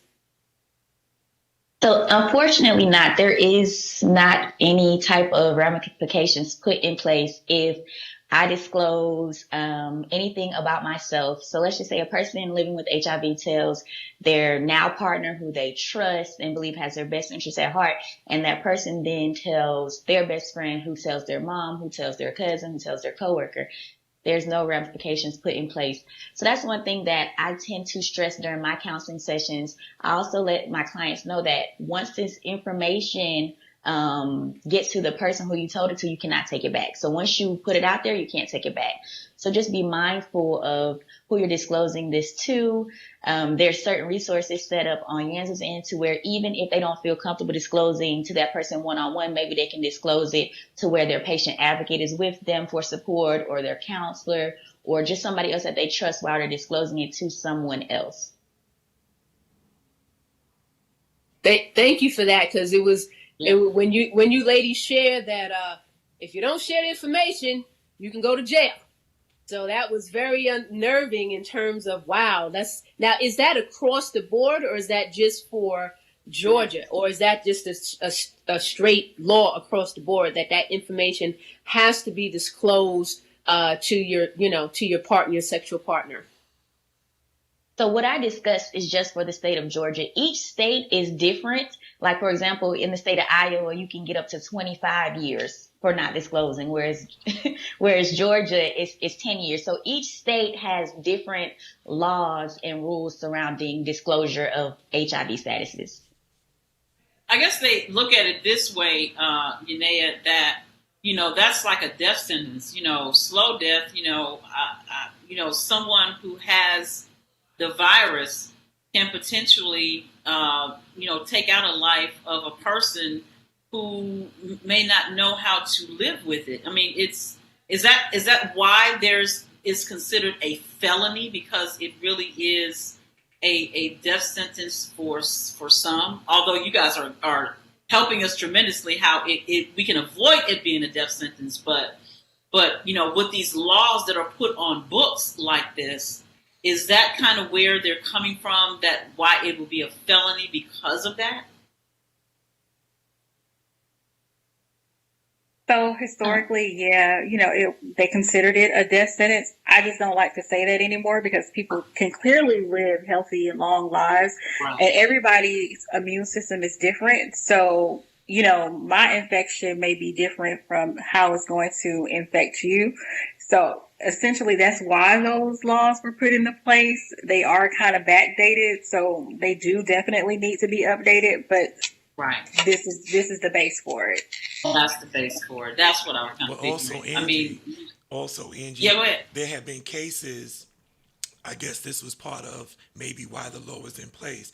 There were cases where people, before they got a handle on HIV, where people would get HIV and just didn't care and just would go around infecting people. without any remorse, any type. There was a Facebook post. This post had been on maybe about 2 or 3, maybe 4 years ago, where this young lady was on Facebook doing a live stream and basically calling out men saying, oh, so-and-so, you got with me and you dumped me and you think you funny. Well, let me let you know I'm HIV positive and I infected you, and she was naming names on Facebook of people that she was with that she had infected. So I'm thinking that based on that type of behavior, they put these things in place where if you don't reveal it, it's a felony and you could serve jail time. Because I don't know who she was. She was that angry that that's how she went on Facebook. Wow. Now let's talk about the facts and myths. You ladies want to take the whole facts. This is a myth and this is a fact. This is a, if you kiss somebody and there's an exchange of saliva, is that a myth or a fact? If you use someone's toothbrush, is that a myth or a fact? If someone sneezes on you, is that a myth or a fact? So if you can help break that down. See, y'all smiling because this has been put out there, So please help us out, ladies. Most definitely. So quick thing, let me just share this story. So when I was about 17 or 18, my mom actually used to volunteer at St. Stephen's, which is an organization that provides resources to individuals living with HIV. And they used to do all type of things when she went down there. Like they would cook for the volunteers and my mom was a volunteer. And mind you, I'm like 17, 18, just green and uneducated as can be. And so my mom would invite me down there and I'd just be like, Mom, I'm not going down there. I'm concerned about the utensils or I'm concerned about being near somebody. So this is my 17-year-old self. It's not the proudest thing to admit, but this is my 17-year-old self thinking. So that is definitely a myth. So using utensils, the same plates, drinking after somebody, you cannot get HIV from doing those things. So I actually experienced that at 17 years old. That's when I learned that through my mom. Thank you for your transparency. Real talk that takes you higher. Because there's some folks out there listening that was like, yeah, that was me too at one point in time. This is why education is so vitally important. Thank you for that. Thank you. Well, then let's talk about the real true transmission of the virus. Can you guys break that down? What are the real true transparency of this virus? I'll throw another one out there. I'm working out, I'm sweating, and I wipe my sweat and I'm HIV positive. Can someone else contract it that way? So that's why I wanted to kind of throw those out there as well. So with HIV, it's transmitted 4 ways. So we have through unprotected sex, whether that is vaginal, anal, or oral.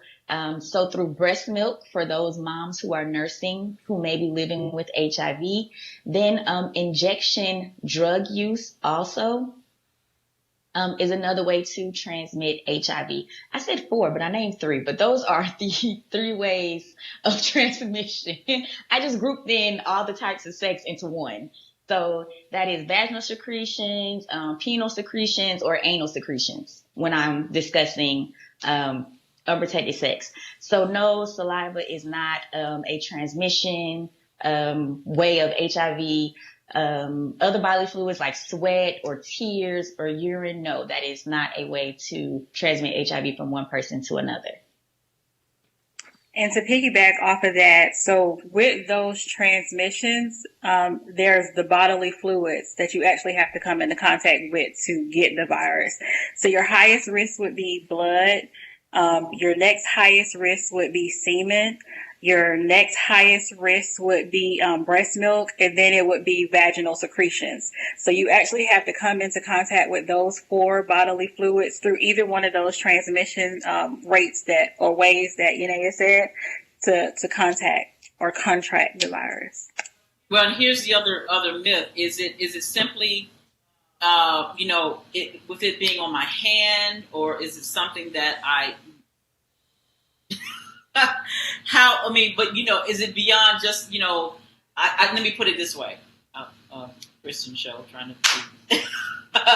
Is it beyond it? If those fluids are on my hand or any parts of my skin, am I still okay? Does it have to be beyond your skin? How about this? I'm just gonna put it out there because she's trying to be politically correct. What about people who have oral sex? Are you putting yourself in a position where you can potentially be a candidate for HIV if you're dealing with oral sex? I'll put it out there. So, Yhanea, let me answer this story first. Okay. So, background story. When I first started doing HIV testing, they tell you anal sex is the highest way of transmitting the virus, followed by vaginal sex, and then, like breast milk, mother to child. They always tell you that oral sex is the least riskiest way, just because you're not getting a whole bunch of those secretions going directly into your body. So no, not just touching it. It actually has to be an open wound. Like any other type of infection, it likes moist, warm, dark places. But as I started this testing process, I had a young guy come test, and he had braces, and he was saying him and his partner weren't actually engaging in anal sex, but they were having oral sex, and his partner just found out he was positive. And again, they tell you it's the lowest risk possible. He tested positive. So I kind of had to go through this process of explaining, yeah, it was a low risk, but think about your mouth. Your mouth is the dirtiest place on your body. You got braces, which means you have open sores. And if you're having routine oral sex, you're just putting those secretions right into your body. So yes, it's low, but it's not impossible. You're still putting yourself, you're still exposing yourself. So the best way not to be exposed is not to go basically in that direction. Now, because we had, Keisha Mays on with regards to LifeLink, shout out to Keisha, woo-hoo! They were sharing with regards to donations, which I was educated that day. I didn't think that a person who was HIV positive could possibly be a donor. But they did share that there is a possibility. You can be a donor, a tissue donor, organ donor. Are you ladies able to speak to that for our listening and social media watchers? Because I was really blown away by that. So education is the key. So I did have Ms. Mays come do a support group to talk to our clients living with HIV, because that was a myth. In the past, they weren't able to be a donor, and they would tell you can't, once you're positive, there's nothing that you could do. And once I heard about the new act of their ability to be able to be a donor, I was reaching out to LifeLink, trying to get somebody to come have a conversation with our support group, because I didn't want people to think, again, you're already, like you said, like leprosy, you're already in this stigmatized little box, and now you're thinking, oh, I have HIV, I can't even help somebody else, when technically you still can. So yeah, I was on it. I was ready to get that information out into our community as quickly as possible. Because that's it.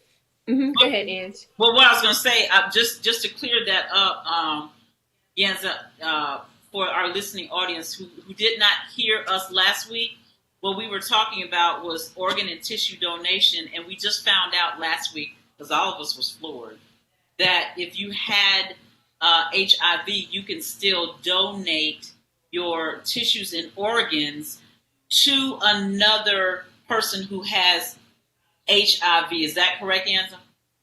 That's correct. Go ahead, Robin.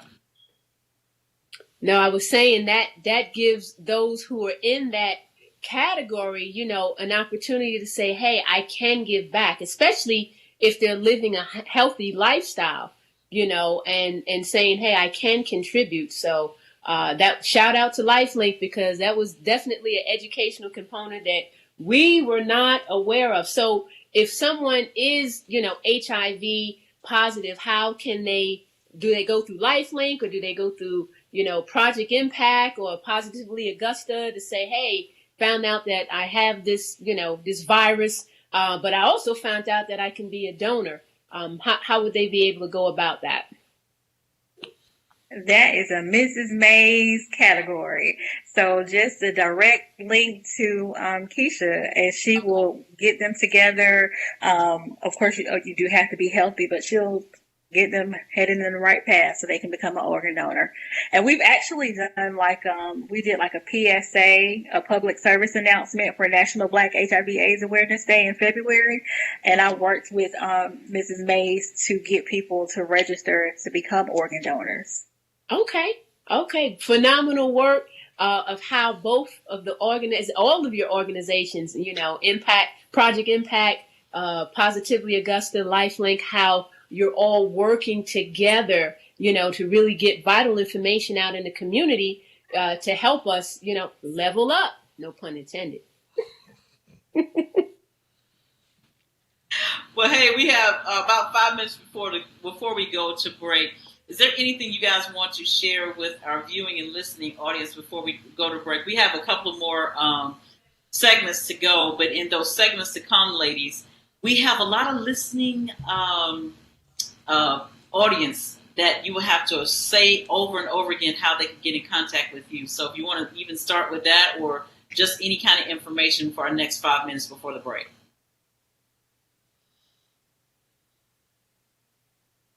Yhanea, I'll let you go ahead first. Just touching on a couple of things mentioned earlier about myths and facts. So hugging, you cannot get HIV through giving somebody a hug. It's a big debate about the kissing situation. So basically kissing, slim to none chance. You have to be like in a really, really deep kiss. This person would have to have an open wound in their mouth. The other person would have to have an open wound in their mouth. And with those open wounds, it would have to be a transmission of blood within your mouth. So a nice, kiss on the cheek, no type of transmission, toilet seats, hairbrush, a pat on the back. So any type of just human contact that does not include the exchange of bodily fluids is not a way to obtain HIV. So I just wanted to throw that out there. Oh, you know what? Thank you, Yhanea, because, next time somebody's sneezing on me, okay, am I worried about corona or what? Exactly. I mean, but that's why it's so Corona. important for us to share that information. How can people get a hold of you, Yhanea, in regards to reaching out? Now, we've been posting your information as we've gone on, but just for our listening audience, because they can't see what I'm posting, so they have to hear from you how they can get in contact with you or your organization, Project Impact. So in order to get in contact with Project Impact, you can always follow us on social media at PI Augusta. We're on Facebook. We're also on Instagram. We're always looking for new community organizations to partner with so we can get their mission out along with our mission. And we're always looking for advocates who can basically educate the community. So basically, I think is it reach one, teach one, or teach one, reach one? Reach one, teach one. Thank you. Reach one, teach one. So we can reach one, and then they can teach one. So we're also always looking for that. So please feel free to shoot us a message at PI Augusta on Facebook or Instagram. Also, you can call us at 706-667-4342. And I'm with Positively Augusta. You can reach out to me via Facebook or Instagram as well. Positively Augusta for both. Or you can email me, positivelyaugusta@yahoo.com, or you can give me a call at 762-218-2446. All right. Well, listen, you guys, we're going to go ahead and take our break. When we come back, they're going to share a little bit more information, but this is the time that we can take your questions and comments, and we're only taking it on our social media. So you guys head on over to The Real Level Up. That's The Real Level Up on Facebook and now on YouTube. I know some of you guys have some questions. Go ahead and ask away. No question is dumb. I will say this once again. We could be saving a life here today. So please, not only that, put in your questions and comments, but hit that share button. Please hit that share button, you guys. Let's give our family and friends a little leg up on information about autoimmune diseases, the facts and the myth of autoimmune diseases. You're listening and watching Level Up, real talk that takes you higher. I am your host, Angee from the Bee. We'll be right back.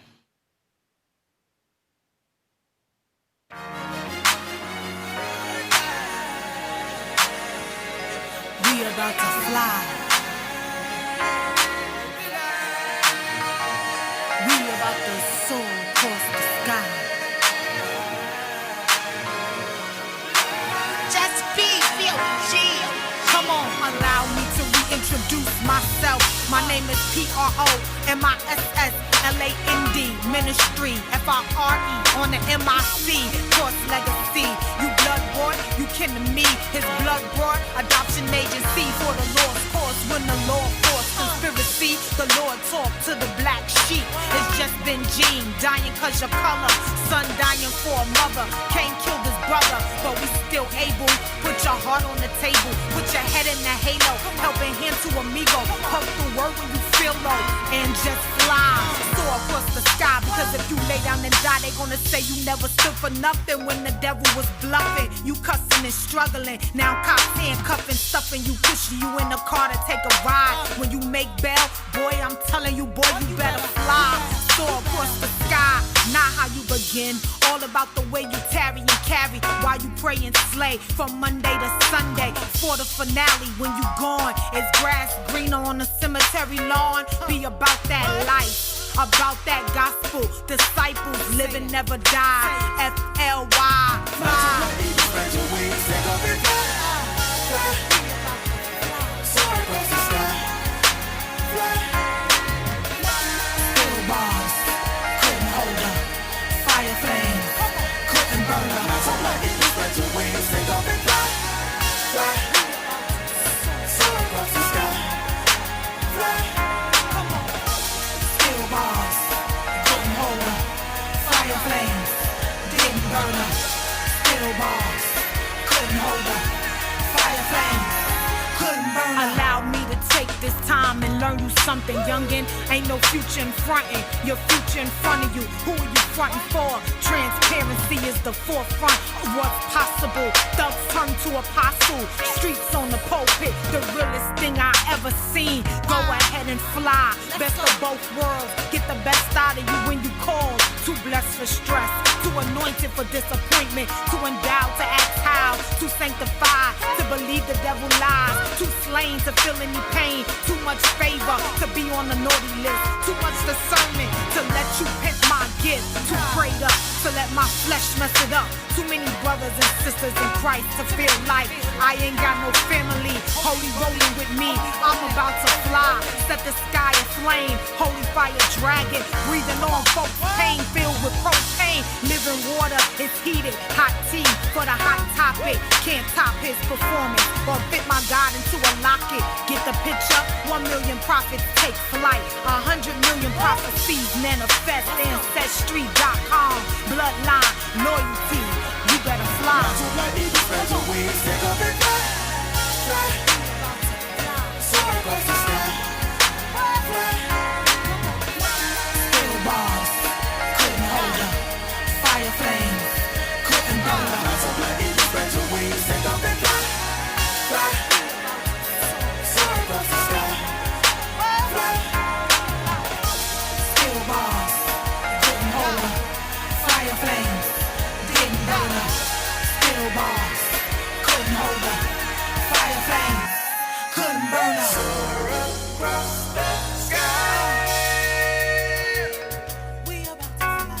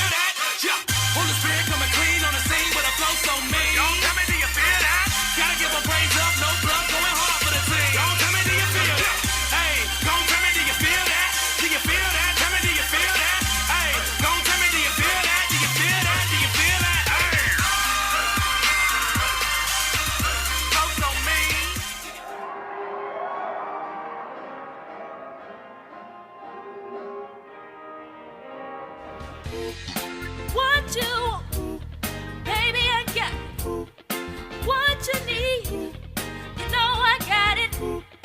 All I'm asking is for a little respect when you get home. Hey, baby, when you come home, darling, I'm every woman. It's all in me. I can read your thoughts right now. Everyone from A to Z. Hey, this is Nolan Holloway, aka Mr. Scribe. Just letting you know that I have 3 books of poetry that's available on Amazon.com. So when you get a chance, go to Amazon.com, look up Nolan P. Holloway Jr., not Mr. Scribe, and pick up one of my books for your enjoyment. Peace. Unveiled Treasures Bookstore. We offer a variety of items: church supplies, homeschool resources, music, books, and gifts. Our free ministry partners online affiliate program provides a collection of Christian resources. Unveiled Treasures, exquisite jewels to enrich your soul.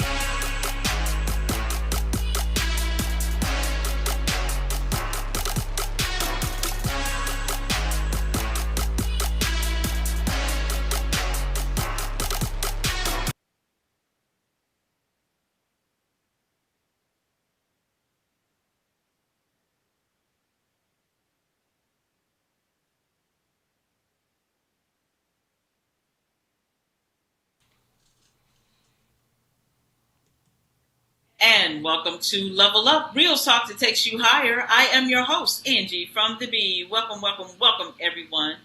And thank you guys for hanging out with us this beautiful Sunday afternoon. Hey, Mix 106 radio listeners, if you want to watch this show in its entirety, you guys can head on over to The Real Level Up. That's The Real Level Up on Facebook and now on YouTube.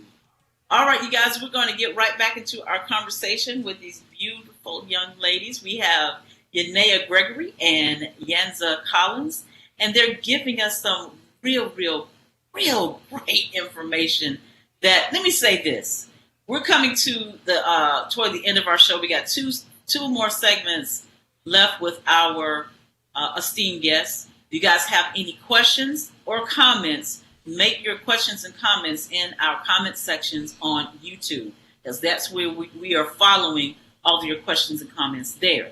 But let me say this, if you have missed any part of this show, you can go back and watch our replays and any shows that we've been having. Replays are located on YouTube and Facebook. So head on over there, because if you're just now tuning in, you missed a lot. You missed a lot of pertinent information that could save a life. No doubt. Take it away, Robin. All right. Well, I was going to ask I'm famous for asking my questions. I'm a question asking somebody, right? But y'all ladies know I'm trying to secure my job. We already got that established in the beginning of but going back to the question, are there any laws or anything in place with regards to discriminating against someone who is HIV positive in regards to not getting a job because for some unknown reason they found that information out? Is there any laws in place in terms of that? Because, I mean, discrimination is discrimination. I just asked that question for myself out of curiosity, if anything like that that you ladies know of has ever come up. Discrimination. No, we found out they're HIV positive, and because we are not educated, we do not want our people exposed to such an individual. So essentially, someone living with HIV could potentially fall under the American Disabilities Act. The catch-22 for the state of Georgia is that we're considered an at-will state. So essentially, you can get terminated without having any reason. So if your employer happens to find out that you're living with HIV, they can kind of terminate you, not necessarily because you're living with HIV. They can make an excusable, you didn't come to work on time, or just make it a reason as to why they don't want you in the environment. So it's kind of a catch-22 here in Georgia. Ouch. That was, yeah. Well, thank you for that information. I had to catch my breath there for a minute. It's like, ouch. That is a very good point. Georgia is at will state, but I guess we need to learn the laws in the state in which we reside in. That is a takeaway. That is a nugget, ladies, that we learned today from the information you've provided. Go ahead. Well, let's talk about what at will means, because we may have some young people that are listening in and don't understand what that is. Can you speak to that, Yanza? So essentially, an at-will state is a state where the employer doesn't have to identify why you were terminated, as long as it's not illegal. So they don't have to give you any justification on why they terminated you from your position. Yeah, so look, there's been some people who have moved from other states, Yanza, and when they found that out, they were like, "What's going on in Georgia?" And that's why it's important. we got.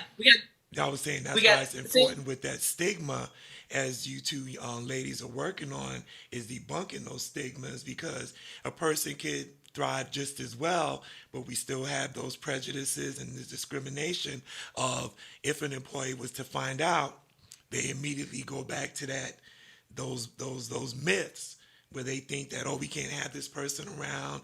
And it's amazing to me, HIV's been around for 20, 30, maybe more, and we're still dealing with the same type of behavior. Because I can remember being in New York when the HIV and AIDS came out, it was like a panic.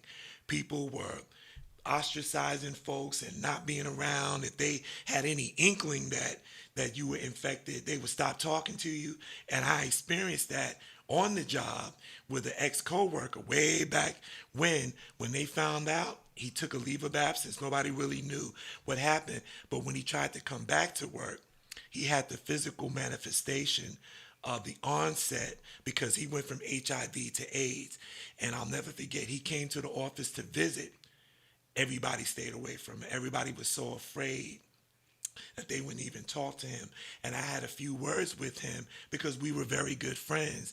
And not more than 5 or 6 months after that, he passed away. And fast forward 30 years, you guys are still dealing with the same type of prejudice, the same type of judgmental behavior of people, even after all this time. Even though we know that HIV, we're in a different place with it now than we was back then. We see the commercials with that, some prescription that they say we can lower the HIV detection, where we can't even detect that you even have HIV.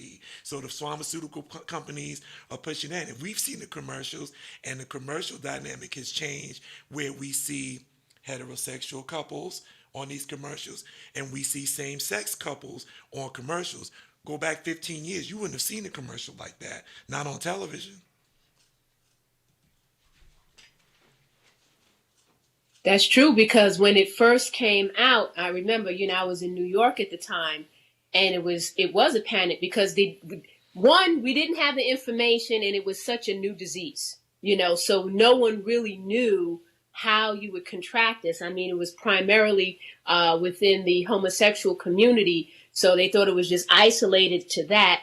But thank goodness for the research and the educational components that bring us to where we are today in regards to this virus. So we thank you, ladies, in reference to that, and the stats that you had given, because it always seems as if when I've heard, it's always very high within our culture, the African American culture.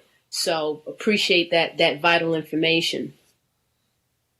Well, you brought up a good point, Robin, because not only in our culture, it's been reported that over even in Africa that it's going rampant.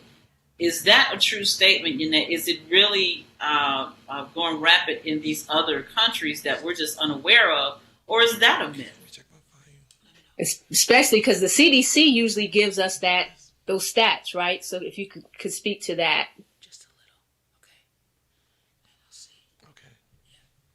So as far as statistics in other countries, that I am totally not sure on. I don't know if Yanza can speak on that. So that I'm definitely not sure on. I'm quite sure that, no, I don't even want to say I'm quite sure. Yeah, Yanza, I'm just let you take that one. and you know what? Only reason I brought it up is because I think you guys work so closely with the CDC. So that's why I kind of brought that up. Okay, so not to blow anybody's mind, but there are two types of HIV, HIV-1, HIV-2. So historically in the United States, we have HIV-1, which is the one that is studied the most, we have the most information on. So in places like Africa where they have HIV-2, is not studied as much. Although, clearly Africa does have some technically advanced countries and cities within the continent itself, but you still have so many that aren't studied as much. So we just don't have those statistics, but you do have those populations where the virus is definitely rampant, as we would say, like here in the United States. It's not studied as much. The benefit to testing technology is that the tools that we use now to test for HIV does test for the strand 1 or the strand 2. It just won't tell you which one you're positive with until you actually do what we call a genotype with your medical professional.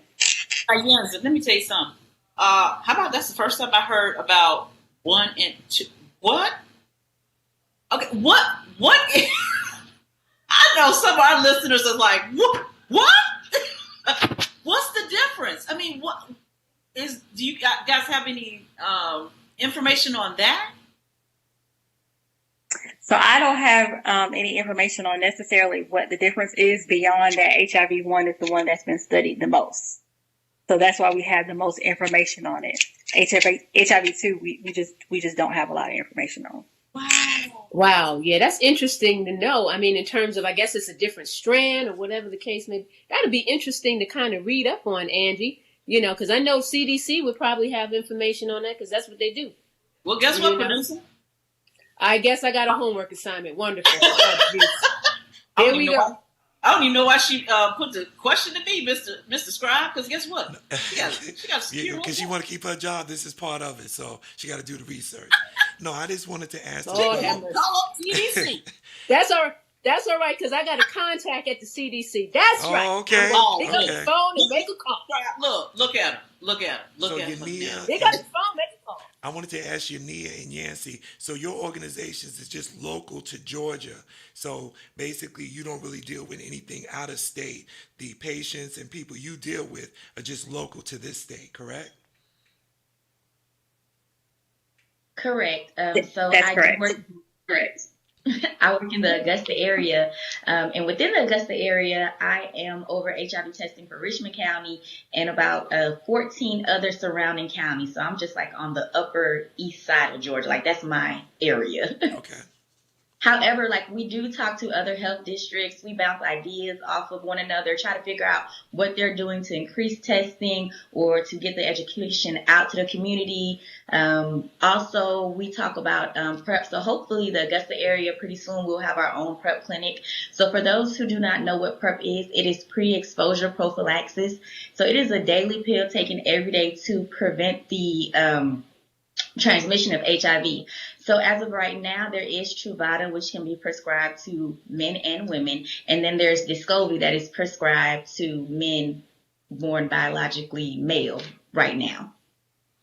Yeah, that's why I wanted to ask, because sharing those resources, I know it's important for you guys to share resources because, like you said, you want to educate. So the more resources that you can share with other agencies, the more education not only will you have, but you'll be able to get out to the community. And just to throw it in, like where Augusta is, we're literally like on the corner between South Carolina. So we're probably about 15 minutes away from South Carolina. So we're able to connect with some of those resources over there as well. Oh yeah, because that was going to be my question, because we broadcast from around the world, and if you guys had, for our international listeners, is there anything that you guys can direct them to, or is there like a national hotline or international hotline? Because look, as we said, we do have some listeners in Africa. So is there anything that you can speak to them about it? Because hey, they're looking for any type of information that can help them. And I know we're getting a hot button subject for our brothers and sisters over in Africa. So we do have, and I'm not sure if this is just like national, kind of like local, but we do have the AIDS info line. But I would just encourage people to just Google, just use the internet. It's here. Just research, local organizations near you, keywords, HIV, AIDS, Ryan White, kind of put those keywords in there and see what's near you, whether that's nationally or internationally, to get the help that you need.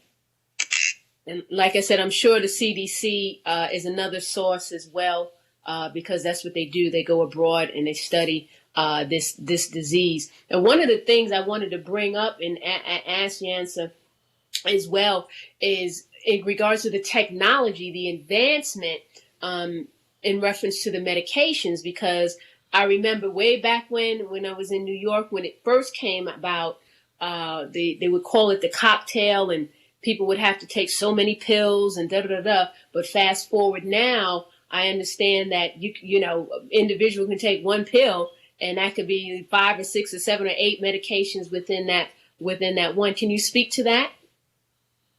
Yeah, so that's right. Not 5 or 6 per se, but they normally have about 3 medications in one pill, specifically like Biktarvy. Biktarvy is one of the biggest known medications. Like Mrs. Scribe said, you see some of those commercials now for Biktarvy.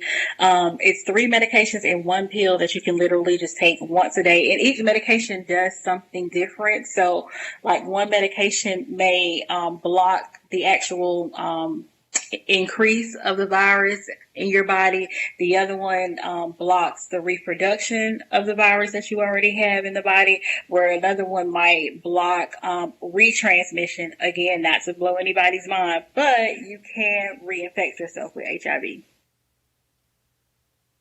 Well, wait a minute. Well, wait. Before you even ask something else, because we got new listeners, and I want to go back to Yhanea. Yhanea, can you, for the ones who just got on, because now we're getting down to the infection and what it does, can you speak to that again? A few more people have jumped on right now and gave a good explanation of what this virus is. Sure. So with HIV, as I mentioned earlier, we consider HIV the virus that then eventually progresses into AIDS without proper treatment or proper medication from your provider. So with HIV, when it enters the body, well, first let me back up. So let me talk about before it enters the body. So we have these things called T cells. So these are our fighters, our knights of our bodies. Like anytime something foreign enters your body, whether it's any type of virus or bacteria, whether it be the flu or salmonella, anything, they get activated and they are trying to fight this off. They're like, okay, something's here that's not supposed to be here. Let me go ahead and try to get this out. Now, with HIV, what it does is it directly enters those fighters. So those T cells that's supposed to fight off everything, it enters into those cells.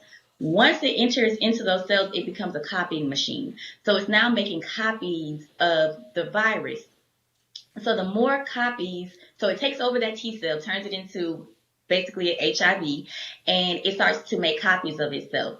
So the more copies of HIV you have in your body, the less amount of T cells that you have. And so once those T cells drop to a certain number, which is 200, that is when it is classified as AIDS.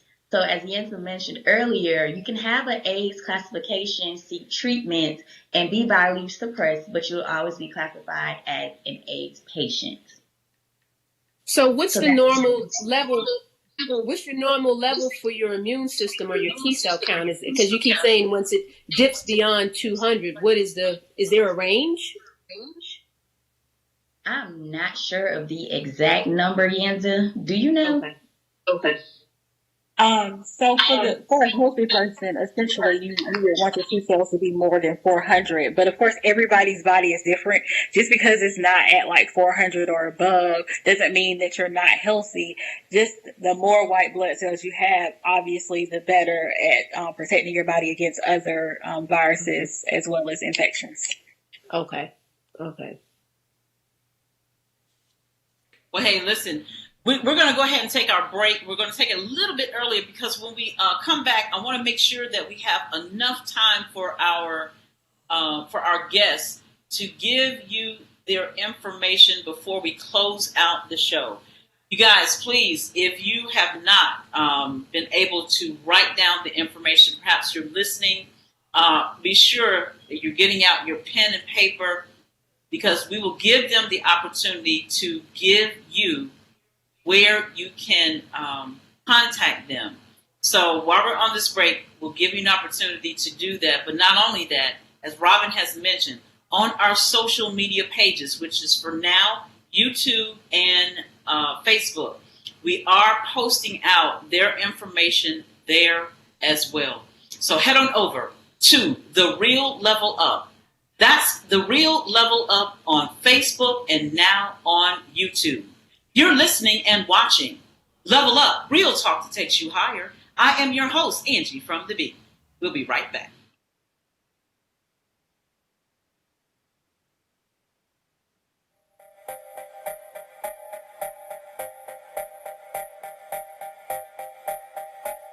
J-Town exclusive.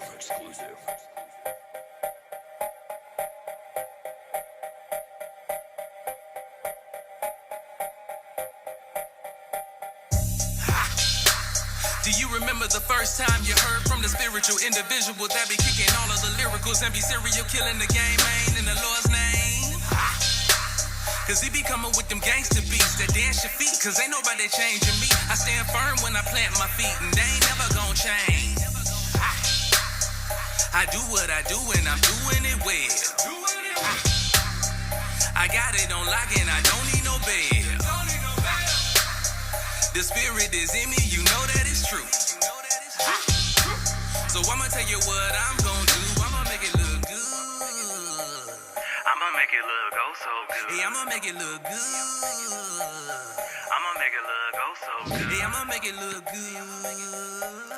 I'ma make it look oh so good. Hey, I'ma make it look good. Hey, I'ma make it look oh so good. Yeah, me and him, we not the same. I praise him in my own way. Yes, I got something to say. Yeah, I think that I'm feeling okay. Catching them play like OJ. Yeah, take it straight to the OJ. And I'm sipping on J. I'm trying to serve my own way. Making sure my family straight. Trying to get the heavyweight. I'm coming back to the session. I thank him for all of his blessings. I praise him, I make it look easy. I ride the Gucci and them Yeezys. And steady popping like a pimple. I'm rapping it come from the make it look good. Decatur, home, this my hood. Don't get it misunderstood. Was down bad, now I'm back, God is good. I've been covered in the blood of Jesus since a fetus. On my stripes like Adidas. This is for my youngins, cause you know they need us. So fresh and clean, you know I'm the neatest. Pops looking down, I know that he see this. Hallelujah, hallelujah. Waving like a barracuda.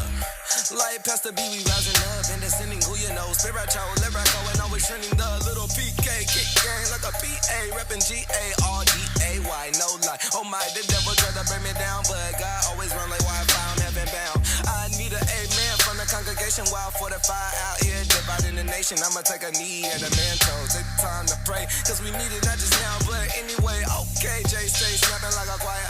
Not Nas, but I'm God's son till my soul retire. No liar, the boy fire. I'm sanctified cause my Lord higher. I'ma make it look good. I'ma make it look go so good. Yeah, I'ma make it look good.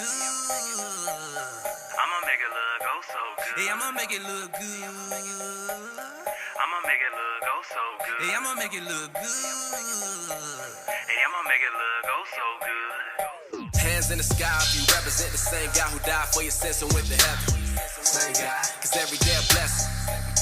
Every day I pray that I can find direction. My blessings begin to multiply when I started to trust him. I used to start looking at God to keep it 100. But in the neighborhood I hear them guns busting. I learned to be a man and stopped running from it. Psalms 23, I hope you read on it. This beat knocking hard like the feds coming. Some people never get a halo. If you're not praising God, tell me what you came for. I keep that Bible on me, homie, that's why I'm never lonely. This my testimony, won't you stop and listen? Gotta get to heaven, the one and only mission. I'ma make it look go so good. Yeah, I'ma make it look good. I'ma make it look go so good. Yeah, I'ma make it look good. I'ma make it look go so good. Yeah, I'ma make it look good. Hey, I'ma make it look go so good.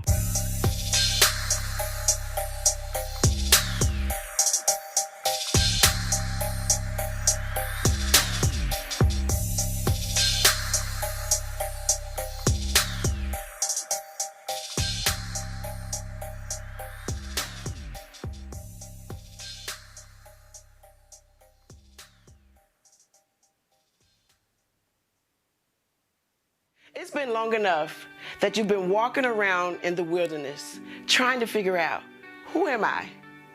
Why am I here?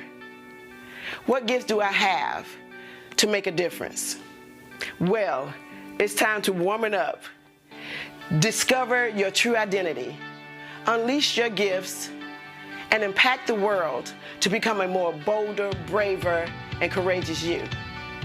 Join me, Kathy Hood, at a life-changing workshop, Woman Up, the journey of owning your power and unleashing your true self.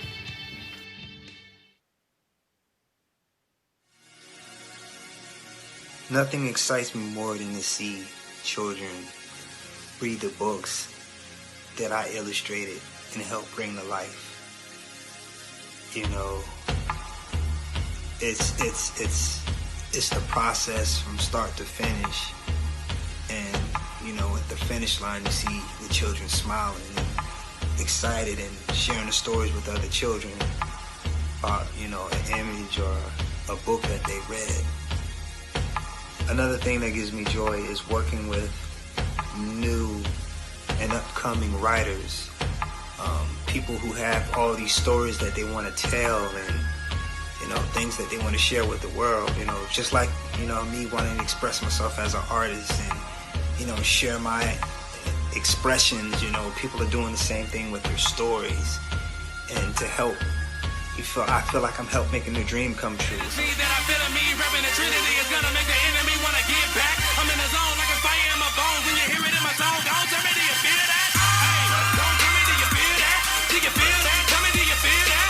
Hey, don't tell me, do you feel that? Do you feel that? Do you feel that? Hey, don't tell me, do you feel that? Do you feel that? Tell me, do you feel that? Hey, don't tell me, do you feel that? Do you feel that? Do you feel that?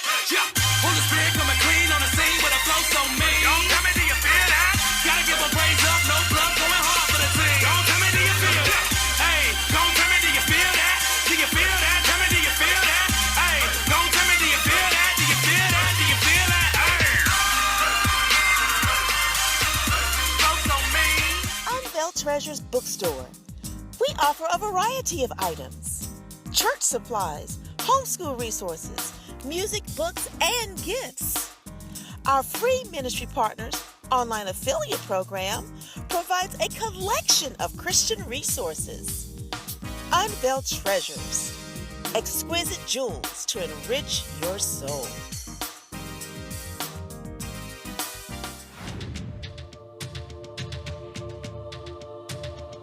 When I knew something was wrong, I did not feel like doing anything. I always have to look like everything is great because of what I do. All of a sudden, I just felt like this big, overwhelming something that came down, and what it was like blood clot. UFE is one of the biggest medical breakthroughs for women suffering with fibroids, and yet most women have never heard about it. This procedure gave me my life back. No scars. Healing time is short. It's Dr. Morgan. Time to level up. Every Sunday from 3 to 6 p.m., we look forward to having you tune in to Mix106Radio.com. Hi, this is George Vincent. And Rick Irvin. And we are the Heavenly Deposit Team, and we need you to level up. Listen in every Sunday from 3 to 6 p.m., and we look forward to having you tune in to Mix106Radio.com. It's Robert. And Rebecca. We're the Quaddle Bombs. Time to level up every Sunday from 3 to 6 p.m. We look forward to having you tune in to Mix106Radio.com. Mix 106 Radio. You are now in the mix. And welcome back to Level Up, real talk that takes you higher. I am your host, Angee from the B. Welcome back, everyone. And thank you guys for hanging out with us this beautiful Sunday afternoon. Hey, Mix 106 Radio listeners, if you guys want to watch this show in its entirety, head on over to The Real Level Up on Facebook and now on YouTube.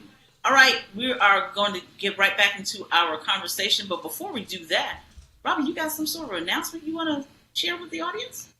Oh, geez, yes. I will more than happy to share this announcement. Now, for those of you who were rocking with us last week, myself and Mr. Scribe. Pookie Bear. I'm sorry, Pookie Bear. It's a term of endearment. You know how much I just care for you. But we had the opportunity to be on Chantel Charisma's platform, Winspiration. Guess who's going to be on her platform this Wednesday from 7 to 8? You got it, Angee from the B. So I would love for us to tune in and support my boss, because you already know I'm trying to keep my job, people. Okay. But she's going to be on. Let me finish my announcement here now. Now, she was so gracious to allow Nolan and I to go before her. So you know what the old adage is, Nolan? We save the best for last. She's bringing up the rear. So tune in to Chantel Charisma this Wednesday from 7 to 8. And you're going to be in for a tremendous treat. They even gave me an after party on my birthday on Wednesday. After the show, we had the after party. I had the wild berry aloe vera juice, which Chantel was trying to talk about. It was Alizé, but it was aloe vera juice.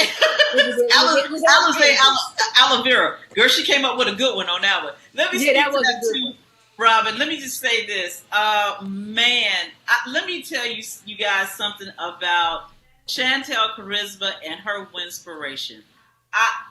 There's just a few shows that I really talk about. There's just a few shows that I actually really sit through the whole thing. And there's just a few shows that I will replay it because it's that good. And Robin and Nolan, y'all did an amazing job. Robin's was on Wednesday. Nolan's was on Friday. It wasn't just good. I enjoyed it. And let me just tell you, Chantel Charisma is an amazing, she don't even know it. I'm calling her up after the show, trying to tell her, girl, you did an amazing. She's like, well, what'd I do? I said, what you do? Watch out, Angee. She might take your job. You better watch out. She might get your job. Oh, listen. Now, Nolan, you know I already got something in the working. Now, nobody can replace Angee from the B. She's the visionary. Now, she may be replacing your job or my job, but she's not replacing Angee's job. Dang, you ain't got no job. You guys do not want to lose Pookie Bear because we got plans, so you don't want to lose Pookie Bear whatsoever. I will say this, though. No, I got to give it up to Chantel. If there is one person that I will not mind sitting in my seat hosting this show, she is that good, ladies and gentlemen. Check her out. Look up Chantel Charisma on Facebook. Watch all of them. I think she's got about a total of, I don't know, she's probably at number 18 right now. Yeah, Watch, it's 30 days. Yes, 30 days. She had one for inspiration. She said it just came to her through her Father in heaven. That's another reason why I want to just give her a shout out and just say, girl, keep it going. Because when God tells you to do a thing, you better do it. Stop fighting God. Yeah, I do know that. And it's a great community and a culture for those of you who are in all genres. You know, she had finance people, she had educators. It's a huge community. And go out there and listen. I mean, you will get some great information. So thank you so much for that opportunity, Chantel. Your Level Up fam gives you a shout out. And then also December 8th, Level Up. We are doing what are we calling it, Angee? Is it the Level Up Symposium for nonprofits? Level Up Symposium for nonprofits. Don't forget the do's and the don'ts in order to gain access to all this money that they have out there in grants.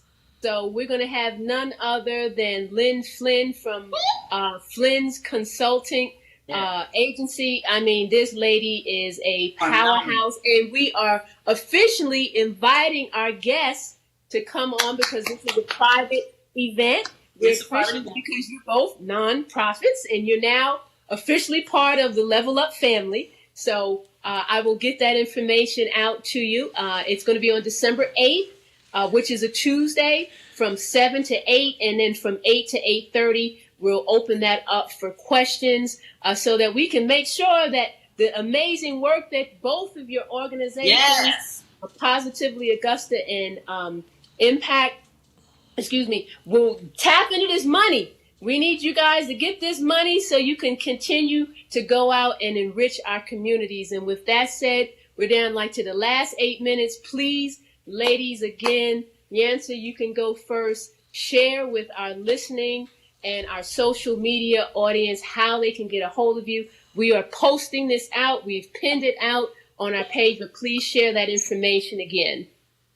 So you can get in contact with me via Facebook or Instagram, Positively Augusta for both of them. You can shoot me an email, positivelyaugusta@yahoo.com, or you can contact me at 762-218-2446.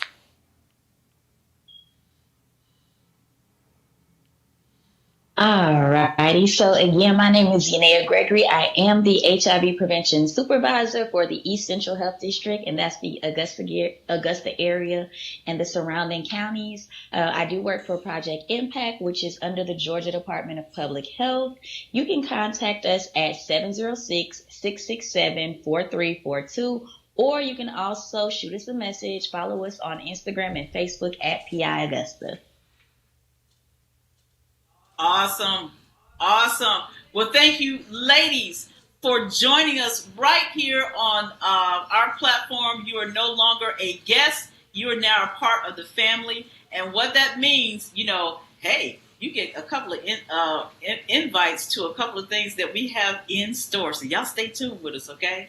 That means, you guys, this is the end of our show. Let me just say this. We love having this show and giving you guys the opportunity to, seek and find information that is useful, helpful, grateful for any part of you and your family and the community at large. Let me say this. We will be back next week with another live show. After that week, we will be with our families because, as you guys know, Level Up is about our families first. So I'm going to have my turkey with my mother. So anyway, but do tune in each and every week, whether we are live or doing a repeat show. We will be broadcasting simultaneously each and every Sunday at 3 p.m. Eastern Standard Time, 3 to 6. Okay, so I bid you guys farewell. Thank you guys for joining us. Ladies, you did an amazing job. Oh, phenomenal. I feel like I'm a little smarter. In spite of driving the short bus. In spite of driving the bus. She's a bus driver. I'm sorry. Don't let them come after you because I have a lot of drivers watching. Anyway, we will see you guys next week, same time, 3 p.m. Eastern, 2 p.m. Central, 12 p.m. Pacific. We love you, mean it. Take care.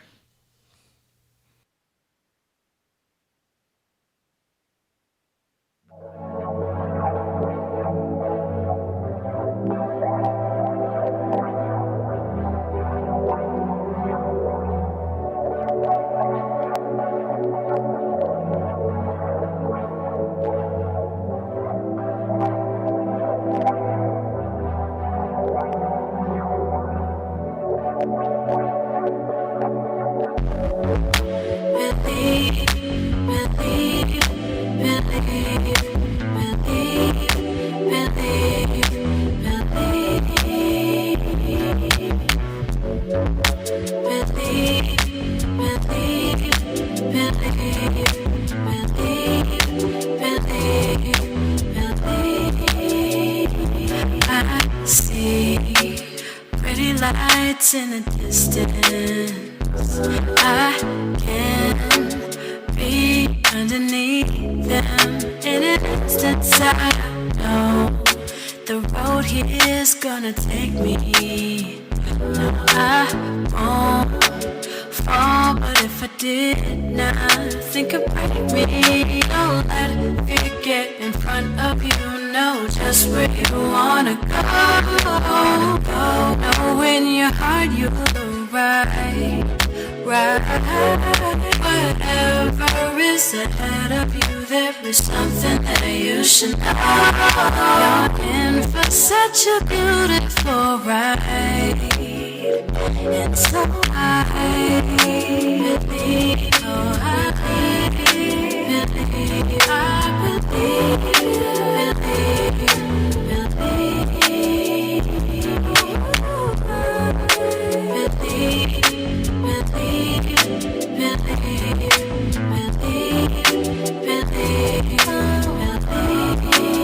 Look how far you've come from where you came from. Look at where you're going. Look how far you've come from where you came from. Look at where you're going. Gold skies over hill and the highway.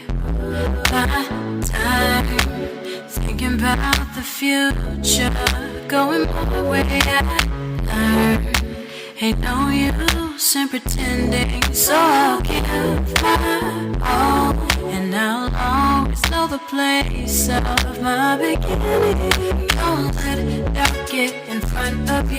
Know just where you wanna be. Know in your heart you're right. Just when you think you know enough, you got so much to say. You're in for such a beautiful ride, and so I believe, oh I believe, I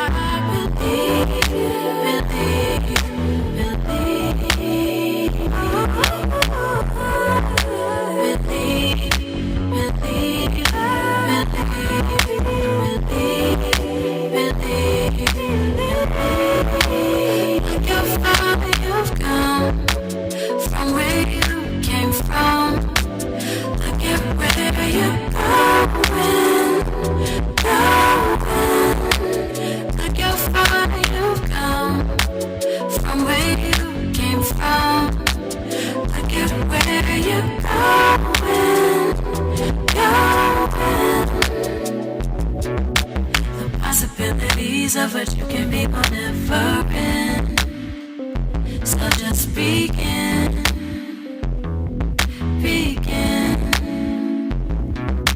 The possibilities of what you will be will never end.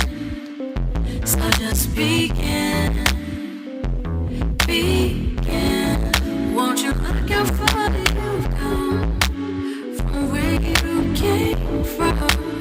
Look at where you're going.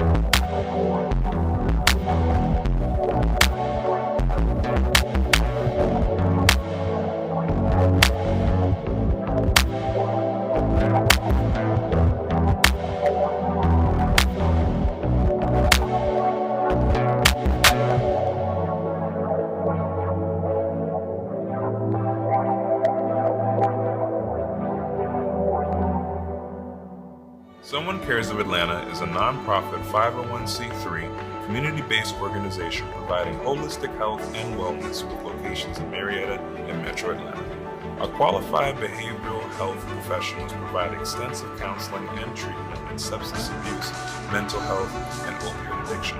Someone Cares offers a variety of services, and our professionals are waiting to serve you. We are not just an agency, we are a friend.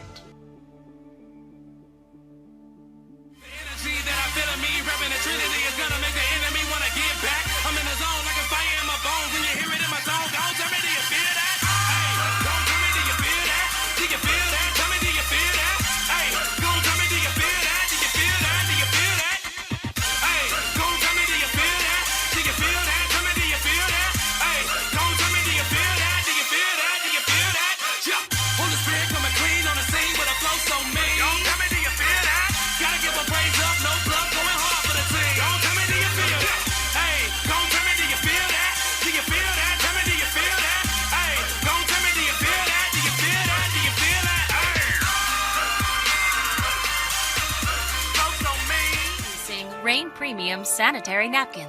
Rain has an innovative design that is made with a strip infused with Nobel Prize-winning material, graphene. The infused graphene strip may provide various health benefits that potentially help relieve painful abdominal cramps, help balance the body's pH, help eliminate harmful bacteria, help with aroma, help fight fatigue, boost metabolism, boost immune system. Graphene moves heat away from your core and contains vibrational energy. In this test, we will add water to the graphene strip and then place a 7-watt light bulb onto the strip to demonstrate the level of energy contained. These medical claims have not been evaluated by the Food and Drug Administration. This product is not intended to diagnose, treat, cure, or prevent any disease. All results may vary. Protect the most precious jewel in the world, you. For more information, contact the person who referred you to this video. Rain is exclusively designed by Jewel Sanitary Napkins, LLC. Hey, this is Nolan Holloway, a.k.a. Mr. Scribe. Just letting you know that I have 3 books of poetry that's available on Amazon.com.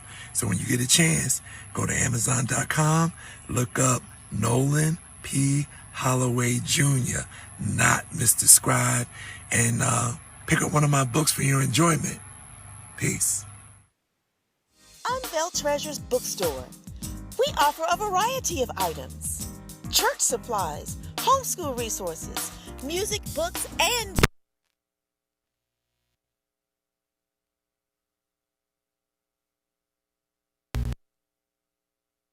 of Christian resources. Unveiled Treasures. Exquisite jewels to enrich your soul.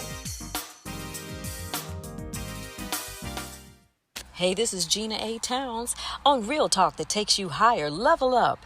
Sundays 3 to 6 p.m. on Mix 106 Radio. Ordinary people with extraordinary stories. You are listening to Level Up with Sisters of the Skies Incorporated. Tune in on Sundays to Mix106Radio.com. This is Santa Kerr. Level Up. Check them out every Sunday from 3 to 6 p.m. Don't touch that dial. Mix 106 Radio.